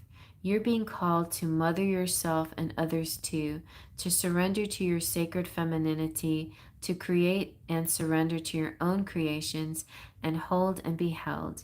You're being called to remember your place in the web of life, and realize that the cosmic mother is watching you every step of the way. You may be going through a transition right now, moving from one way of being to another. If so, you're being reminded that you're cradled in a sacred container, that you're more held than you can possibly imagine, and you have access to more love than your heart can bear. If you're struggling in any way, you're being reassured that things will work out. Open yourself to receiving the overflowing love of the Cosmic Mother flooding toward you from every direction. Let it stretch your heart. See, isn't that nice? And I feel like through this transition or transformation, you're coming out ahead. So it does feel very positive.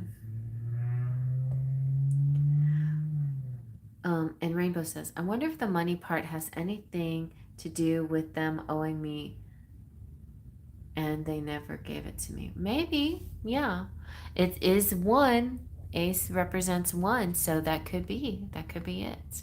Let me do a little Lenormand to see if they'll give you this 1,000 back.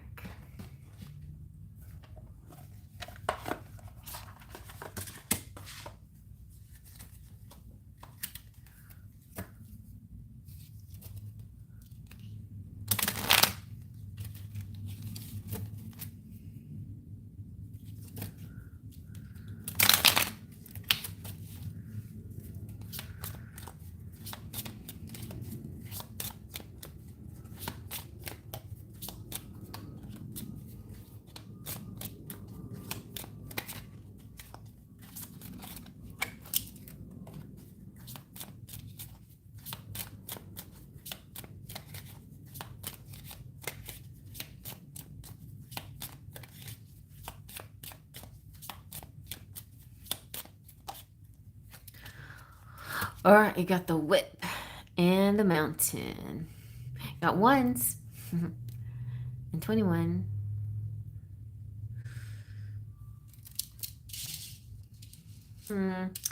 I feel like not necessarily. That's not necessarily part of. I don't know if you're gonna get that 1,000 back. It feels like there's a lot of arguing going on and obstacles, arguments and obstacles. So far, that's what it looks like. Arguments and obstacles. Trying to do anything your way, Rainbow. Let me see. Got the moon, though, which is success. Some kind of success is happening, but it may not be. Yeah, it's through your husband's way. Sorry to say, but just go with what he's saying to do. And I don't know what this is, but it's not. Let me see if I put a card over here, if it'll explain. What is this Ace of Ace of Crystals? What is the Ace of Crystals? Child. And that's with the Hathors too. It has to do with this child energy. Okay. Let me see what let's see what Isis wants to tell you.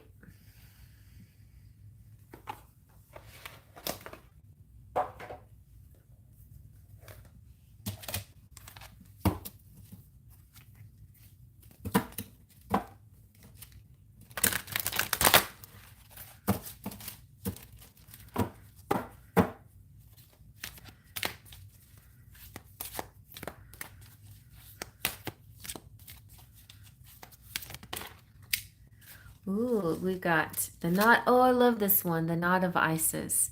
Energetic stabilization with the buckle of the beloved. The buckle of the beloved.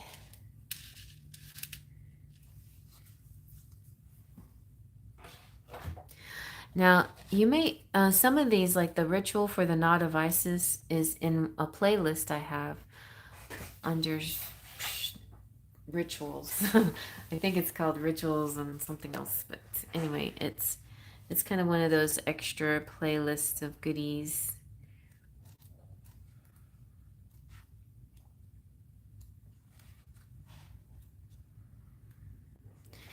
So each initiate has their own unique spiritual blueprint with particular skills, talents, and higher destinies unfolding that use their unique attributes.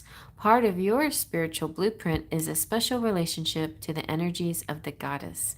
This means that not only do you have the important spiritual task of helping her thrive in this world, but you are afforded her power, protection, and abundance too. You are now deepening your connection to her. So this is all about you connecting with your divine feminine, and whether you feel the connection with an individual goddess or the divine feminine more holistically as your soul braids or twines with her, you will feel your awareness and consciousness of your own divine feminine nature becoming stronger, more integrated, and more balanced part of your life and sense of self. In your body, like this represents kind of, this is interesting, this whole side is kind of like your like a a body transformation almost, like you're connecting with Mama Gaia or the mother energy, the feminine energy over here. So, I like that. All right then, Rainbow. We'll look more into this later.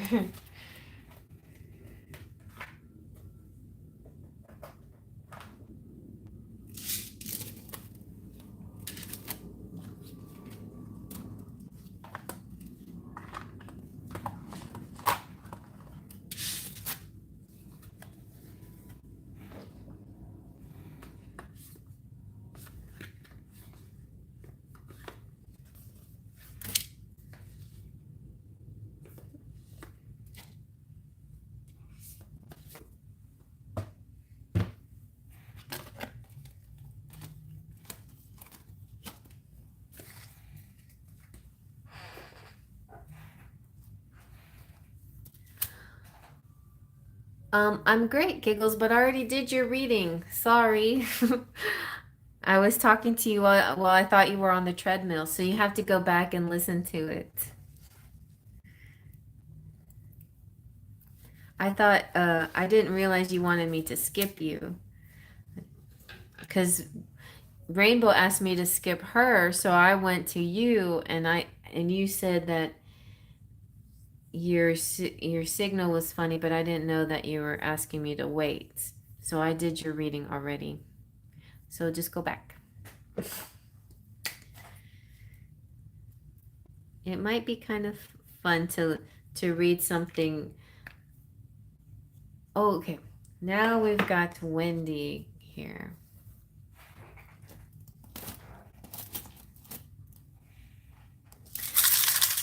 All right. Wendy says, my ex came back. We have been battling in court and now he wants to meet the kids after 4 years. I worry about his intentions and what this will mean for me, my kids, and my marriage. He is inconsistent. Well, retrograde brings back old people, right? So I feel like it's a temporary situation and it may not cause any harm long term. It's like a temporary this too shall pass kind of kick in the pants kind of thing, but I don't think it's a long term issue that's going to happen. That's my initial feeling about this. So let's see what the tarot says.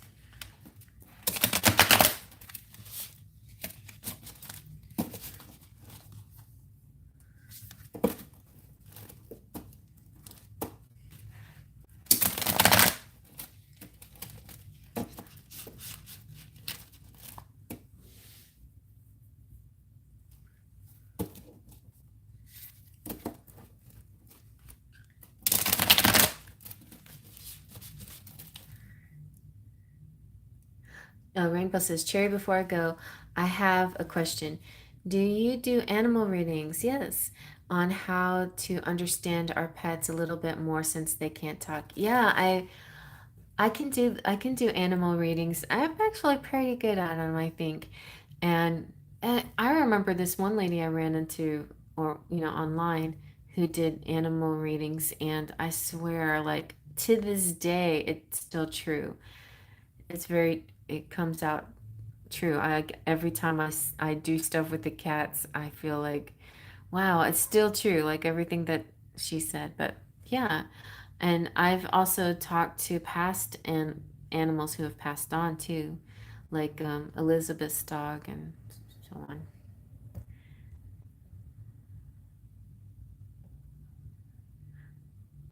Okay, Giggles, thank you. No, no, it's okay. No, no, no, that's what I wanted. No, no, no, that's what I want. No, no, no. All right, so back to Wendy.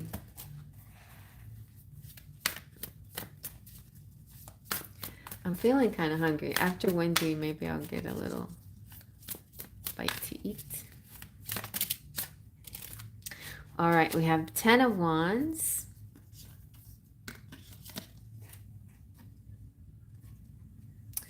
We have a Knight of Wands.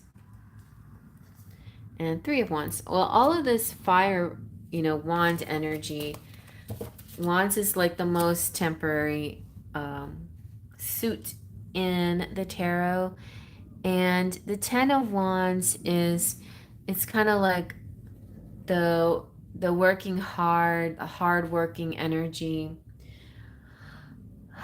It feels like it feels like you keep working and working and working, and sometimes it feels like you're not getting anywhere. But the Ten of Wands is also like delegating to other people. It's also your burden too. I see what it is. I think like your ex-husband is like a burden to you because he's forever going to be connected to you because of your kids. And so he's like a burden. But I feel like, and the whole situation is kind of burdensome. I feel though, I think it's more bark than bite. You know what I mean? I feel like he's like just trying to strut his stuff like because he can, but I don't think he actually wants to see the kids. I think he's just trying to like come back again and like hurt you or whatever, or, just or exude some power or exude some attitude. You know, he's this is kind of like a daring and rash energy and hasty and impulsive. And I mean, on the positive end, it can be charming and magnetic, but on the negative end, it can be like, you know, just brash and rash and not thoughtful at all, you know? And also it's quick moving. So I don't feel like, I feel like it's kind of like somebody who makes threats just to make threats, just to get reactions, but who never follows through on their threats because either because they're too lazy to, or they don't even really mean it when they say stuff. It's like, I feel like if it's like that. And I think with the Three of Wands, you're going to see a good opportunity coming through uh, that satisfies your needs. So it's just going to take a little patience, but your dreams, your manifestations, your vision, what you want, your rewards, you're going to have rewards coming to you. And it's not going to be in his favor. You're going to have your own rewards coming to you the way you see it for yourself. Let me see. Let me see what kind of rewards.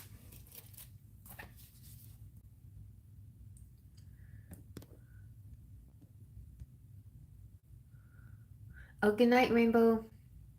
And Wendy says, that's what I'm afraid of. I don't want him to see the kids and abandon them again, especially our oldest. It took him a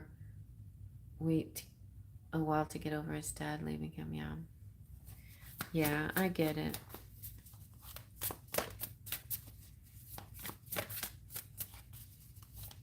I think what you want, you hold your plan, the way you hold your vision. I think his idea is going to fall away, or what he wants is going to fall away. It's going to be unsubstantial. Like it's going to melt, or whatever. It's not going to hold up. Ooh, see? You got the Five of Crystals. Now, a lot of times the Five of Crystals seems like a bad card, but in this case, it's different. It's like possibilities. Instead of seeing the lack of something, you're seeing the positive flow of something. Because you've decided to, I think it's because you are going to get the help that you need.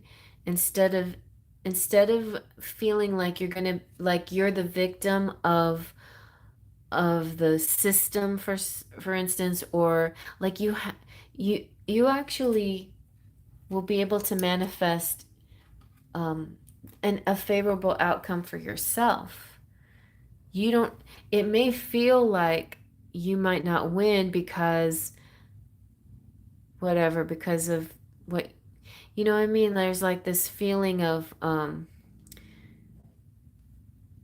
a little bit of helplessness in the situation. Oh no, he's back, and what is he gonna do? But I feel like he's more of He's more just trying to surprise you or harm you in a by coming back, but not actually going um, following through with what he wants to do. And I feel like that's the Five of Crystals is actually bringing some kind of culmination. Let me see what it says in this definitions.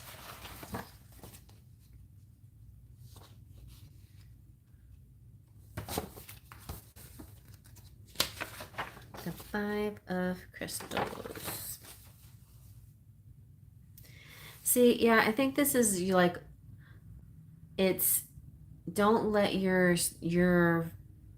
like over worrying about something. Stay with a positive mentality so you can bring the best positive thing to you, because he's a heavy burden, right?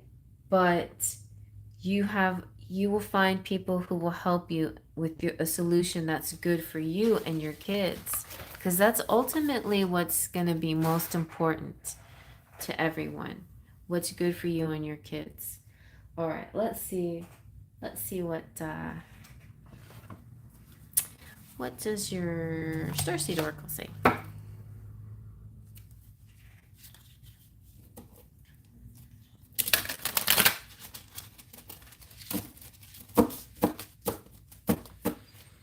Also, I'm seeing like moon phases, like it's not exactly moon phases, but I'm seeing maybe something good will happen by the full moon. And we're moving into Mercury's going to go direct on the 10th. And after the 10th, I don't think he'll have, it's like he loses his bite. Like he doesn't have any bite left to his cause or whatever. I'm also kind of seeing like his wife saying, come on, let's leave them alone. Like she's not down for it at all.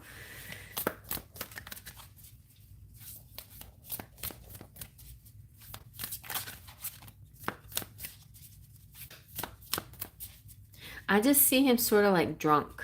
Like, how you change when a person drinks, their personality can change, and suddenly they don't make any rational thoughts or ideas. It's sort of like that, like he's suddenly become irrational instead of thoughtful. But I think it's like when you get drunk, it's a temporary thing. It goes away. You'll go away. Oh, it's interesting because the moon was very significant in a relationship. Mm-hmm.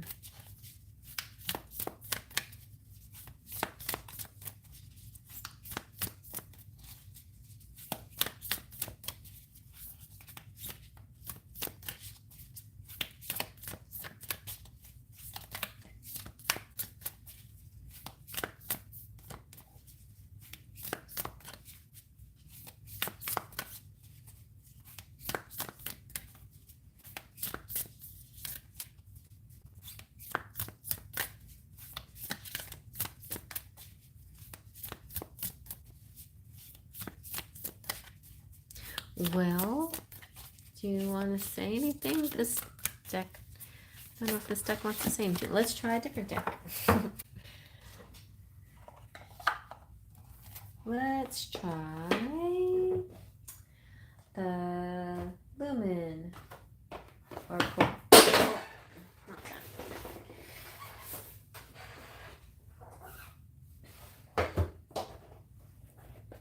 This one's really pretty.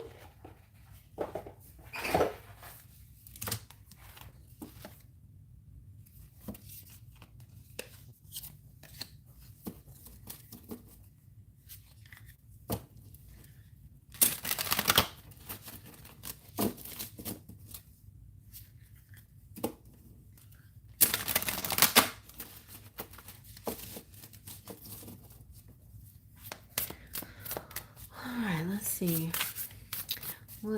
How can we help Wendy in this? Ask body. Rawr. It's time to bring the tiger out. So ask body. And In spiritual work, the body is often overlooked. There is a tendency to go higher than go deeper, and this card encourages you to enter into a dialogue with your body. Our physical body holds all of our experiences, our heart, mind, and spirit. It also has inherited significant experiences and traumas that have been passed on in our lineage. To dialogue with the body is to get to the root of the matter where our minds can only guess. So I feel like it's about you reclaiming your power. Yes, you have the power. He doesn't have the power over you. You have the power over him. He will diminish like nothing. Like he will become diminished.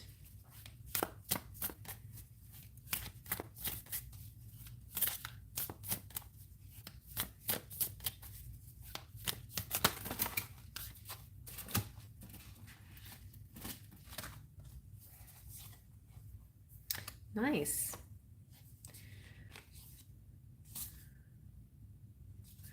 You have ascension.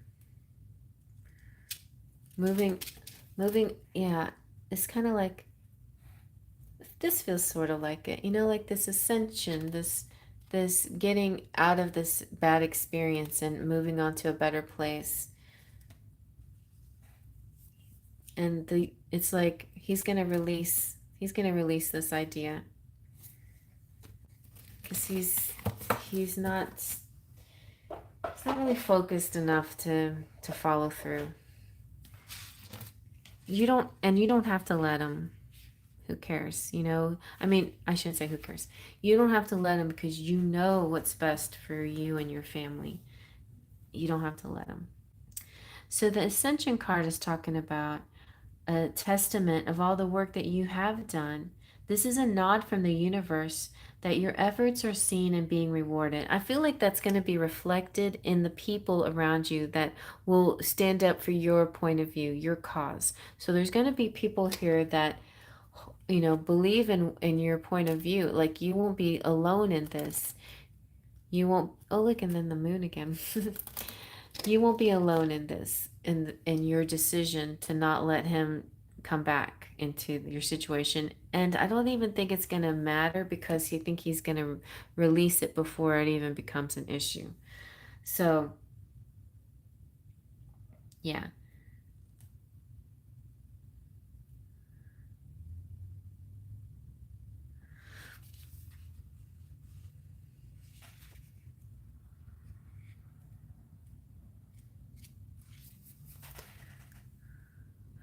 So let's see. Oh, I know. I'm going to see what, yeah, what chakra comes out for you. Oh, the high heart chakra, ecstatic bliss.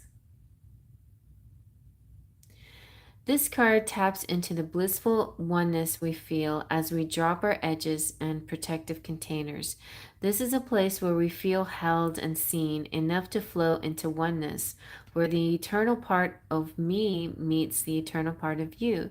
This is the selfless state where our higher self commune. For illuminating perspective on how we share, gift, and lift others in our joyful overflow, consider your life purpose by exploring what allows you to give in joy.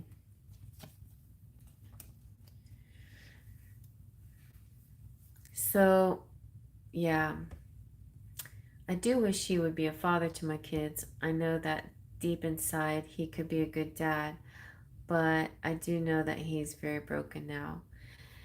Yeah, and I feel like you're protecting your children from his broken energy, and I think that's the right thing to do until or unless he can get his self on track, you know. So, and I think like you're going to be supported in that mindset.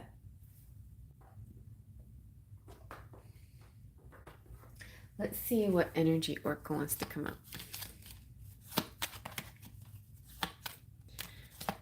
What chakra?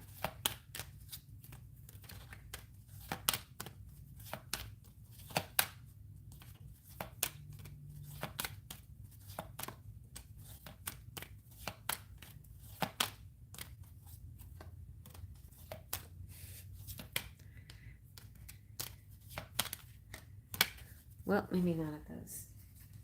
We had third chakra, Archangel Chamuel at the bottom. Solar plexus.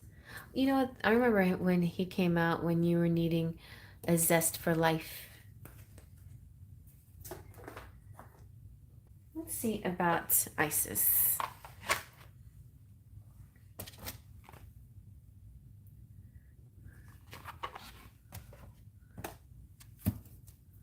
Okay, Divine Goddess.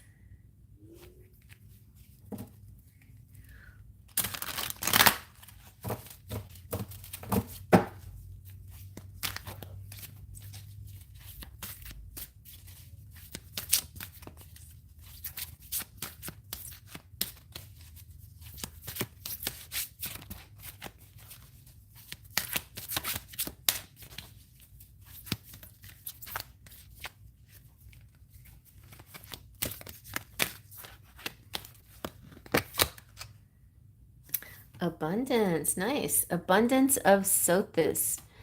Stellar blessings of the celestial goddess of abundance. Nice. That's great. So, no matter, even though it feels like him entering the picture creates an imbalance and a little bit of fear and anxiety, I feel like ultimately the situation is going to be resolved and you're going to be left feeling abundant, like a good thing is going to happen, and you're not going to feel stressed out anymore. I feel like this is happening sooner rather than later. So abundance in many forms is flowing to you right now, beloved. Intend right now to receive it. Just decide to do so in your heart this very moment. The oracle of abundance of Sothis comes as a guidance to accept and expect increased flow and to continue your good works of building channels through which abundance can be delivered to you. Freely share your talents, love, wisdom, self, and enjoy the abundance positively flowing to you in many forms over and over again. The word that keeps repeating in your reading or the phrase is good work. Like Spirit is seeing your good work that you do. And I feel like because of that, you're going to be rewarded in this matter. So abundance is coming to you. And even if you've been through a time of restricted circumstances, no matter what, whether it's materially, financially, socially, or whatever, or with this relationship, um, this oracle indicates that the tide is turning and an upsurge of wealth, health, abundance, and more are coming to you now. After an experience of restriction, you will very much enjoy this new improved flow of energy, support, compensation, and reward. So I definitely feel like it could be strongly tied in with Mercury retrograde and how when it goes direct, things will totally improve for you. Okay.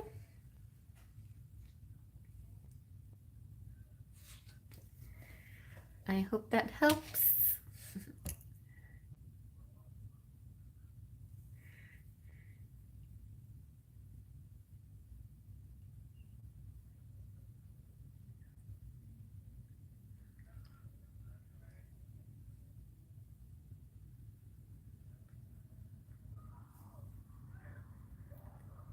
That's good.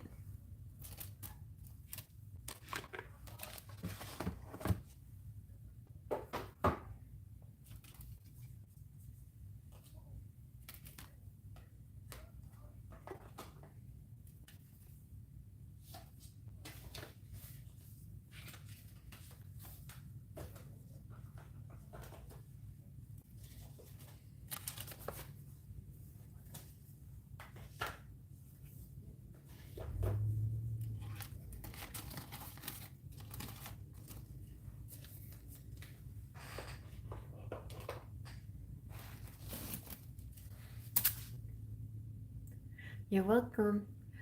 I'm going to focus on the best outcome. Great. I have faith that the divine and my ancestors will guide me and protect me. That's awesome, Wendy. I'm so proud of you. Good job. I think you definitely will be rewarded for that, for your faith.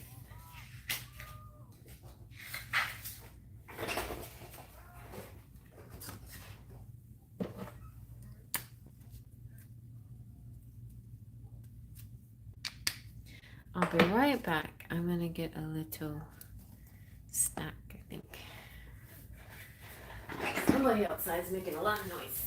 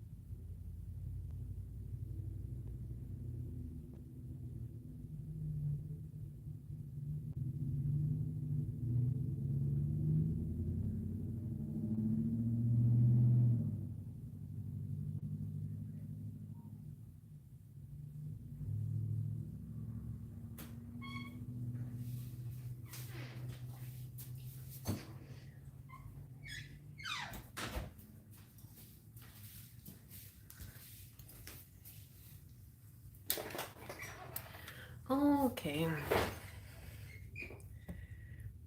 Thank you. You too, Wendy. Cheryl, are you still there?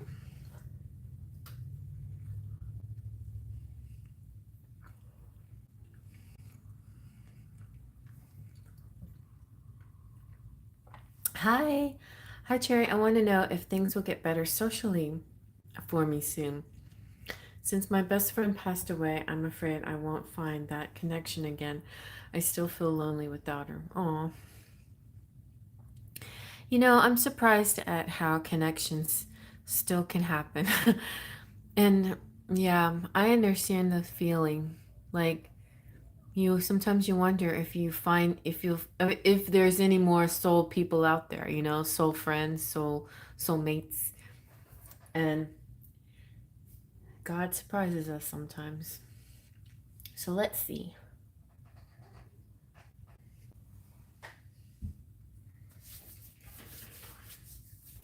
I guess it surprises us more than just sometimes. A lot of times. I guess who's trying to break down the door? Pumpkin!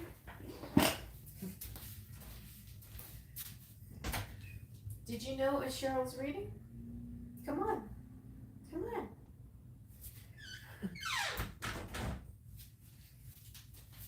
Come on, Pumpkin. Say hi to Cheryl.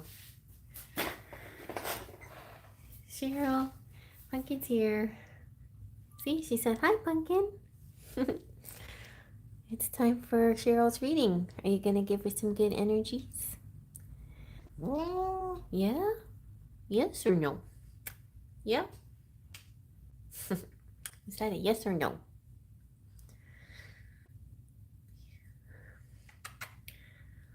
Should I let you down?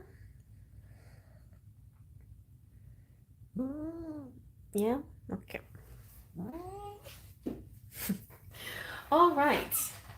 I got my pumpkin hugs, and I'm ready to go.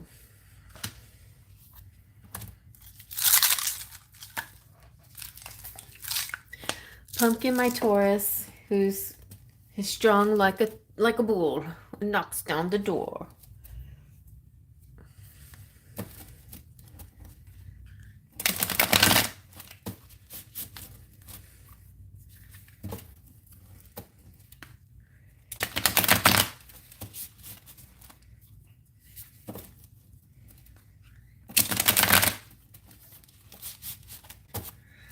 All right. Social.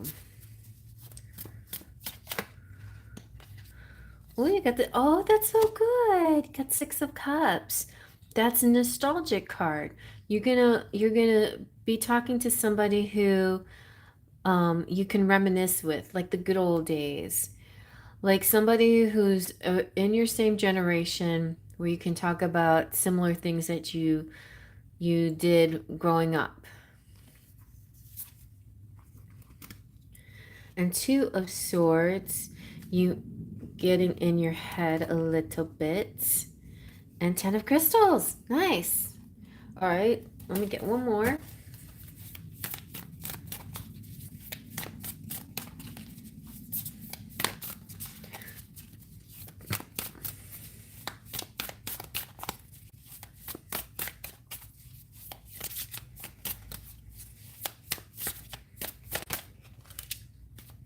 Justice. Very good. So, 2 of Swords is kind of a mixed thing. I feel like it's kind of, the word is like second guessing yourself. So there could be this somebody that comes along that's great, and then like you might doubt it a little bit. You're like, this might be too good to be true. Like, this person, she's so cool and we have everything in common, and but is she really my friend, or like is there an but so don't be in your head about it too much. It's understandable to have, trust issues with people, but um, it's about, this is saying, see beyond your mind, like use your third eye, right? Use your sixth sense, not just your physical senses. In this case, when this person comes through, you'll know who they are by kind of an intuition, that feeling like, have we met before? And that's not a wrong feeling. That's a very real feeling. So there is somebody coming through for you that of, I think it's a feminine, and somebody that you can be like a buddy, or somebody you just feel really connected in a nostalgic way. It could be a masculine, but we got the lady here, so I feel definitely um, um, a nostalgic energy with somebody a lot like you. And the 10 of Crystals is great. It's like a happily ever after. It feels like family. Like she's gonna feel like a sister almost. It'll feel like you found family. It could be more than one person. It just feels like this family feeling Yeah. It could be someplace where you feel like you belong part of a family. I'm gonna let Pumpkin out because she's trying to get out now. Okay, honey. Are you done?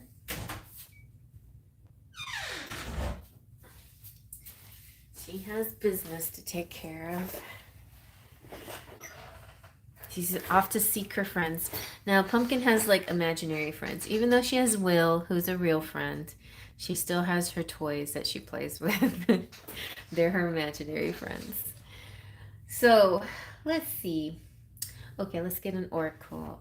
Starseed oracle. Justice is to me is just like it's almost like reciprocity. It's like what you put into it, you're gonna get out of it. It feels like a very fair energy. It could be a Libra that's coming through. Now she's trying to bang the door down to come inside again. She's so indecisive.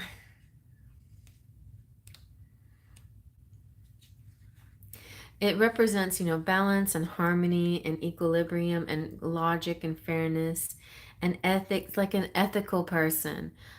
Somebody who also I feel like whether they're a Libra or not, it could be somebody who has a very balanced, pleasing features, like harmonious face. Um, Somebody that you could meet through something having to do with, like skincare, beauty. So yeah, it could be somebody that you meet through beauty stuff, like jewelry and that kind of thing, or beauty things. So, and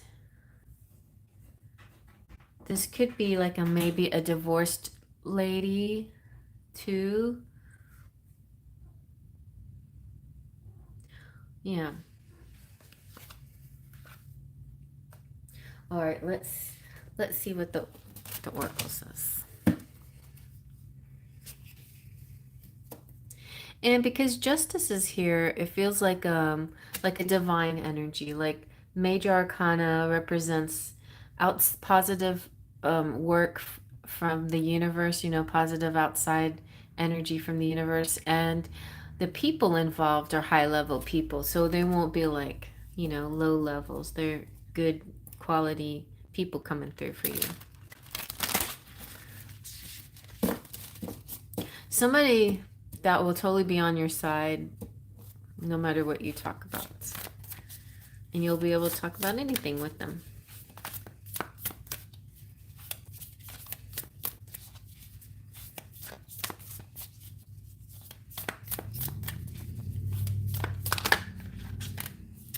Star bathing, nice. Light body, crystal grid, transmission, activation. That's a really good card. And activated earth, power places, ley lines, trust where you're led. Wow. So Spirit's gonna guide you to a place where you can find this person. Or places or people. Well, might not be just one. Maybe it'll be at church. So star bathing is the stars are constantly showering. Oh, we're gonna have like a meteor shower too coming up. Like there's so much going on this month. The stars are constantly showering emanations onto the crystalline grid of the Earth. When things are in balance, the planet also sends information back up to the stars. Many star seeds have come to Earth at this time to help shift the planet vibrationally, to activate the ancient codes of wisdom that humanity has forgotten. And all of that information is stored in the crystalline grid. This card might be trying to tell you to begin working with the stars and the crystalline grid of the earth. Some people believe that the crystalline grid of the earth anchors divine cosmic frequencies onto the planet. You may be guided to journey to particular places on the earth to unlock these cosmic codes with your presence. You may also be interested in a practice called star bathing. You can look at the star bathing meditation right there.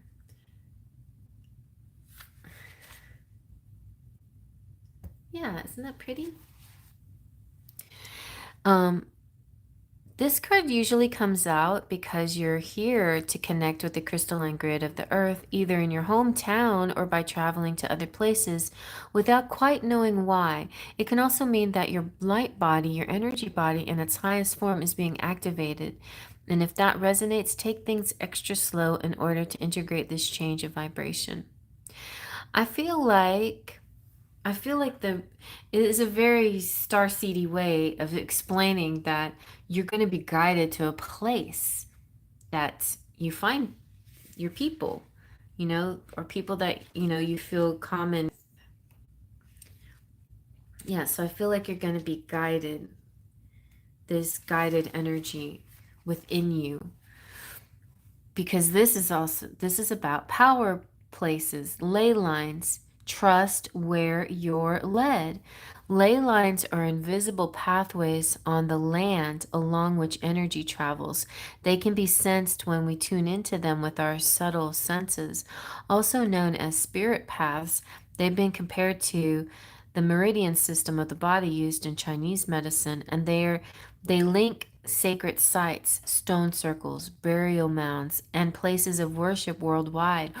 Oh, that made me think of Cheryl. I got goosebumps, but made me think of Melanie and how, well, she went to Stonehenge, but I was thinking, if we could ever get a group of spiritual friends together and go to one of these ley line places, like a special stone circle place or something, that wouldn't that be cool? But anyways, but you might find something like that just in your backyard. Some special place, and another being just like you looking for some meaning or message, and then you click together. So in Australian Aboriginal culture, song lines were the paths traveled by the creator beings as they made the land and sea during the dreaming. These paths were recorded in the traditional songs and dances of the people, allowing them to access information about the land's history and to travel safely across great distances. Many believe that as we visit such sacred points on earth, something is activated within us.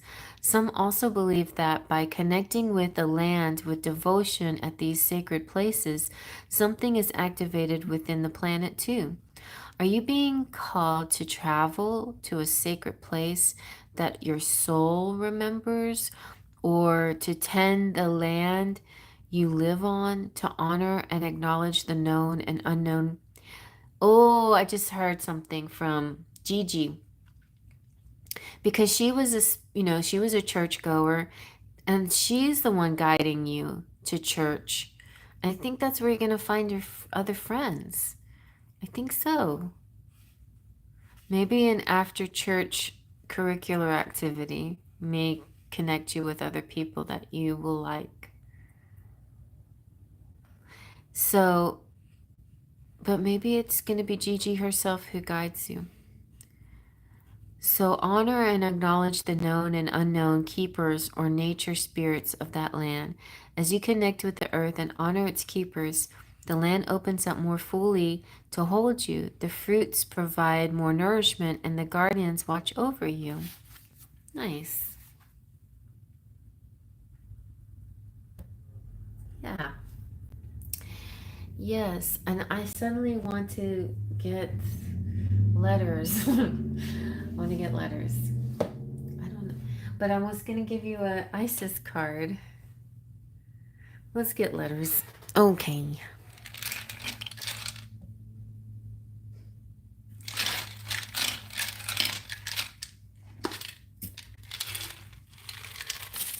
Oh, that's a lot of letters. Okay, well, we'll take them.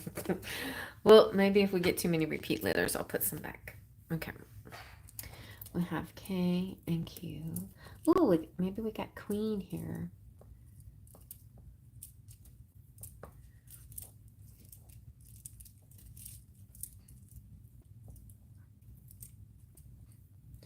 Maybe we have God.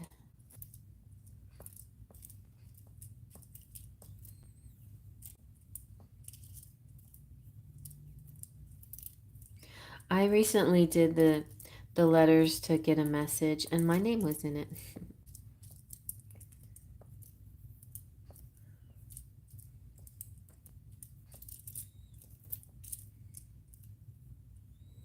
We've got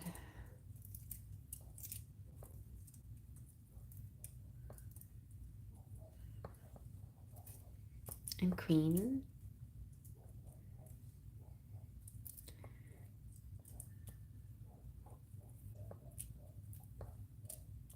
And Gigi, is Gigi here? We have two G's. I don't know if we have two I's, or I don't know. But maybe that just represents Gigi since we don't have any I's.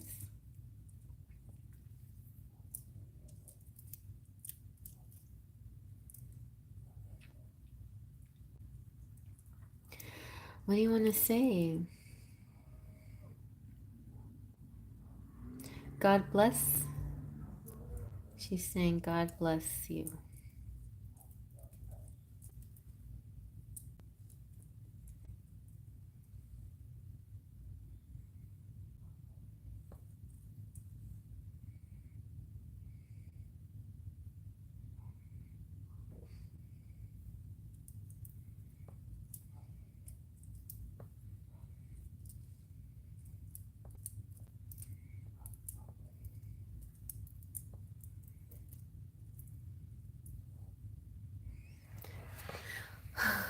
Oh, yeah.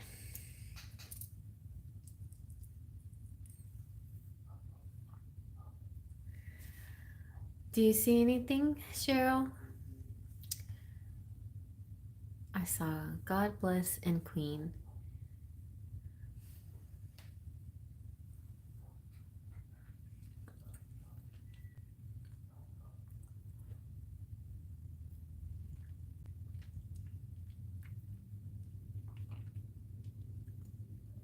Ooh, I see gold.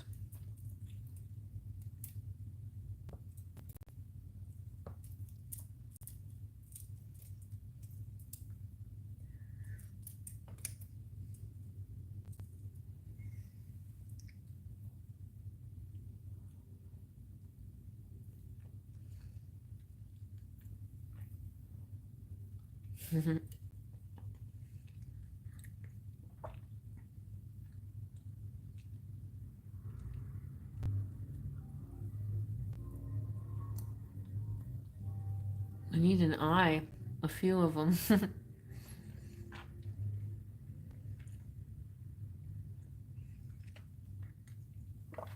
I see brown. I don't know what if that means anything. Maybe somebody's last name. Brown.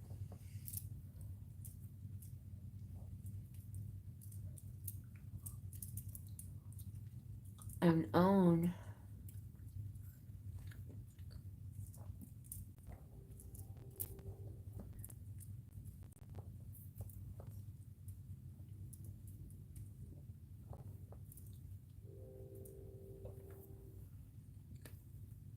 And gown. And grown. Growing. New. Oh, new love. That sounds good. New love.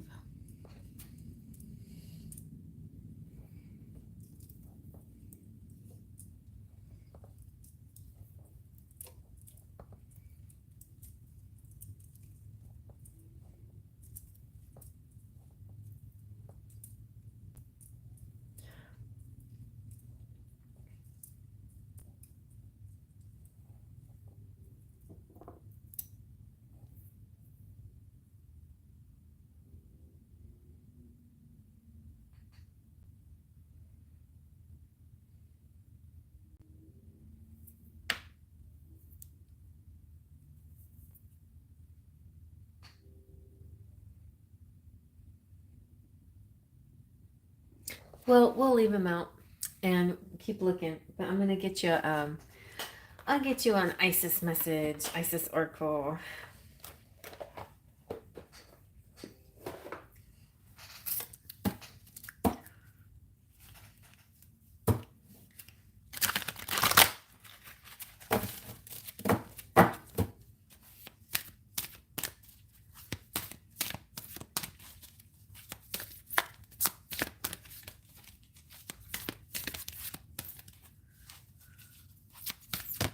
Whee! Oh, very nice. Look at that. You got the Temple of Black Obsidian, Dark Healing Chamber. Ooh. I don't think I recorded the ritual for that one. But I remember that one coming out a lot in the days. So the Temple of Black Obsidian, it's gold. The new love is golden.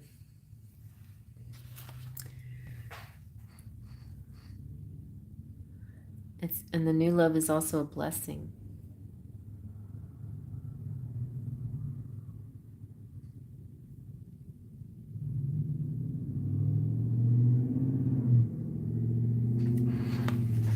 Okay. Beloved initiate, the most challenging task is not to confront an external enemy, but to take courage in both hands and journey within to meet your own dark self and begin the healing task of bringing love, acceptance, and light to it. That is the sacred purpose of any enemy, within or without, to bring us more deeply into our own being as we seek to find and heal the darkness within. Ooh. So, the ritual to enter the dark healing chamber.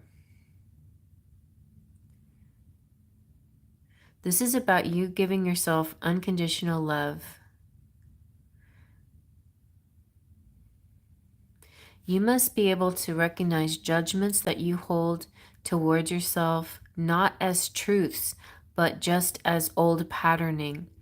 And that is why the successful initiation of the dark chamber is a truly advanced stage of soul development.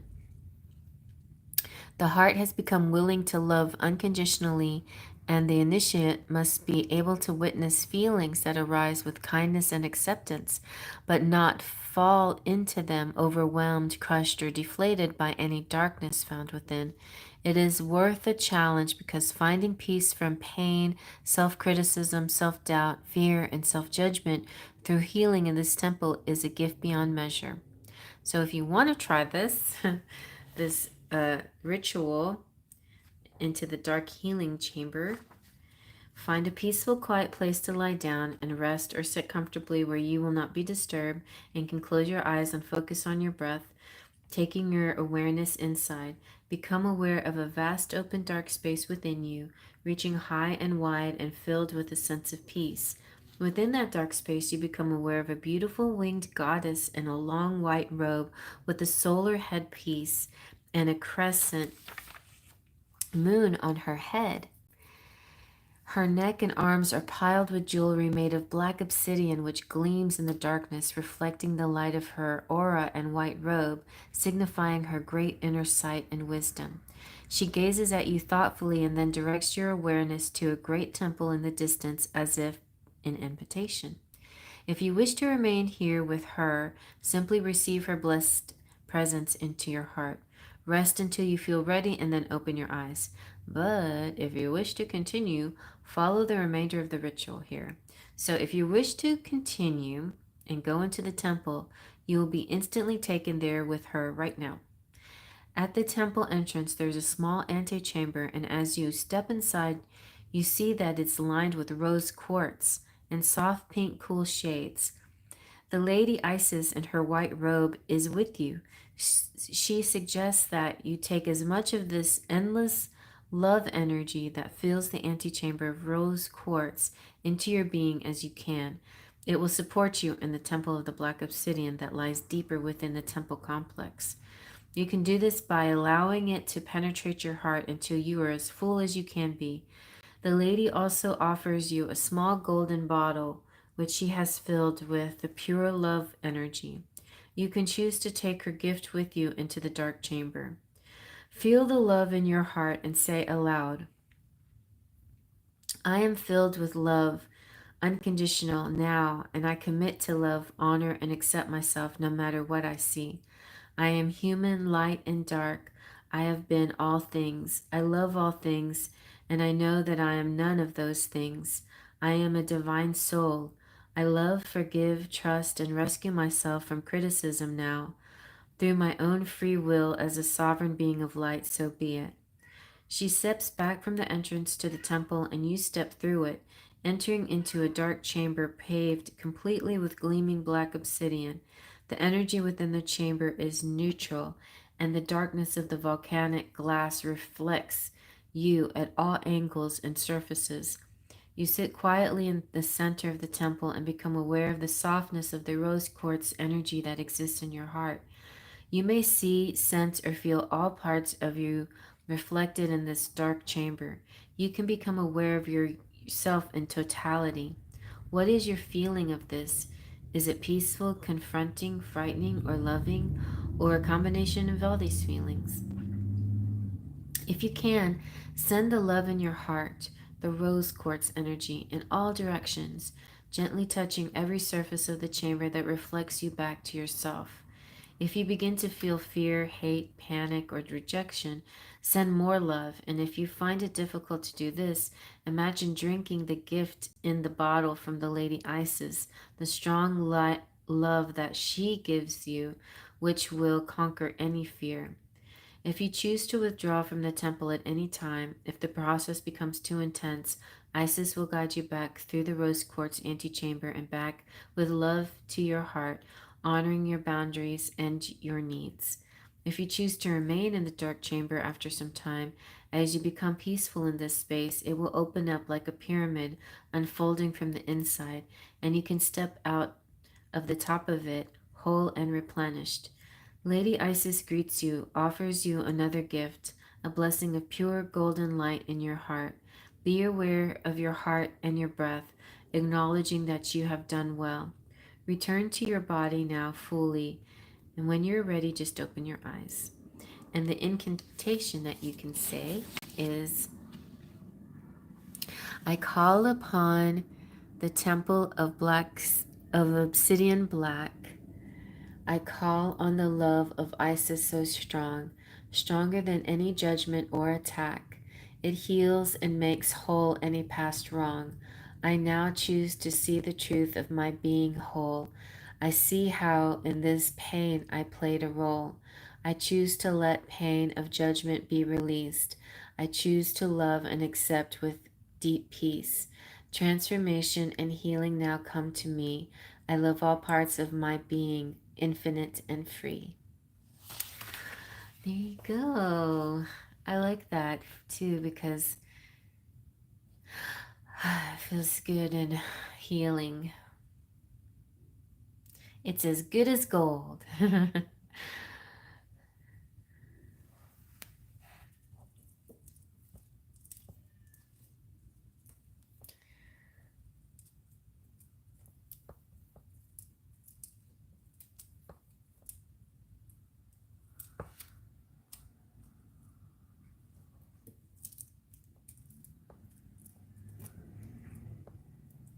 I would like to buy a vowel. Is there an O?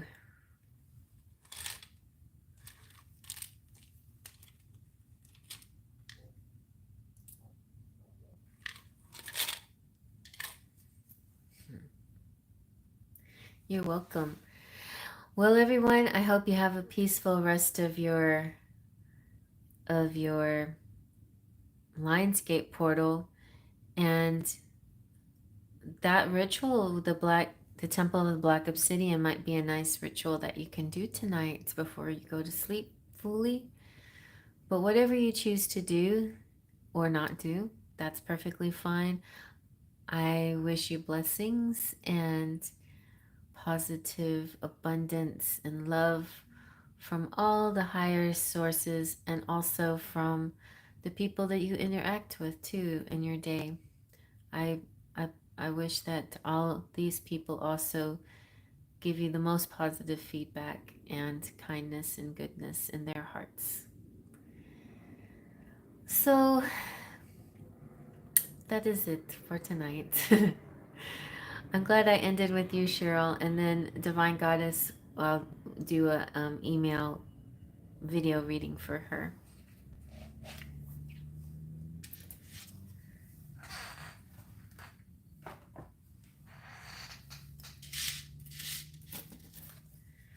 Maybe we'll make some more words. What other words can we make?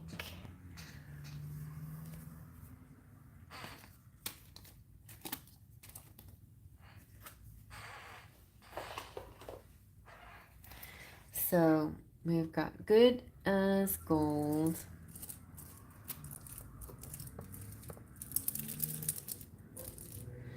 Definitely queen energy here.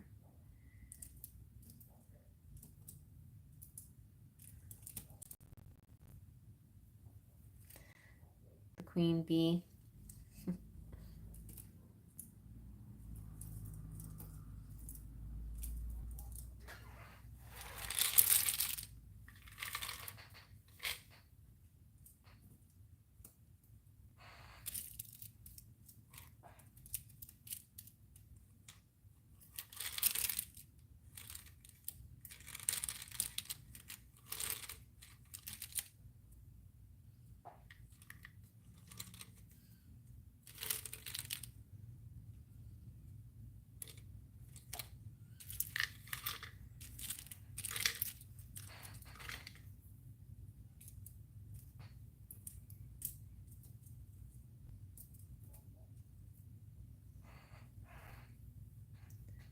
Good night. Hugs and kisses. Here, I'll give you an XO. Here's an O. And here's an X. XO, XO.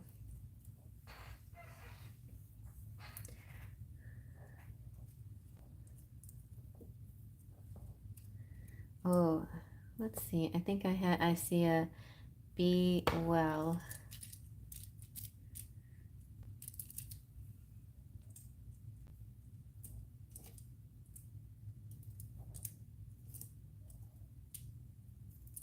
Be well. Hugs and kisses. And love. Lots of love.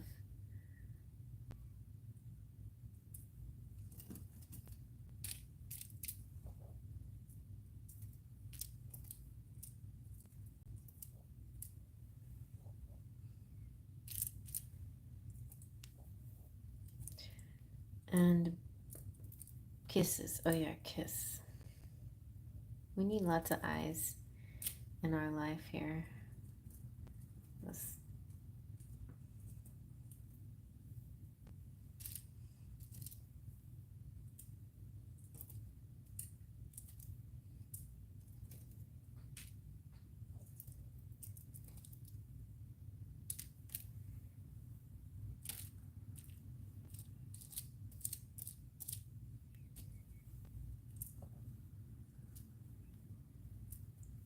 There you go. I think that's the message. All right, good night, everybody. Sweet dreams. Until next time, faith, trust, and pixie dust.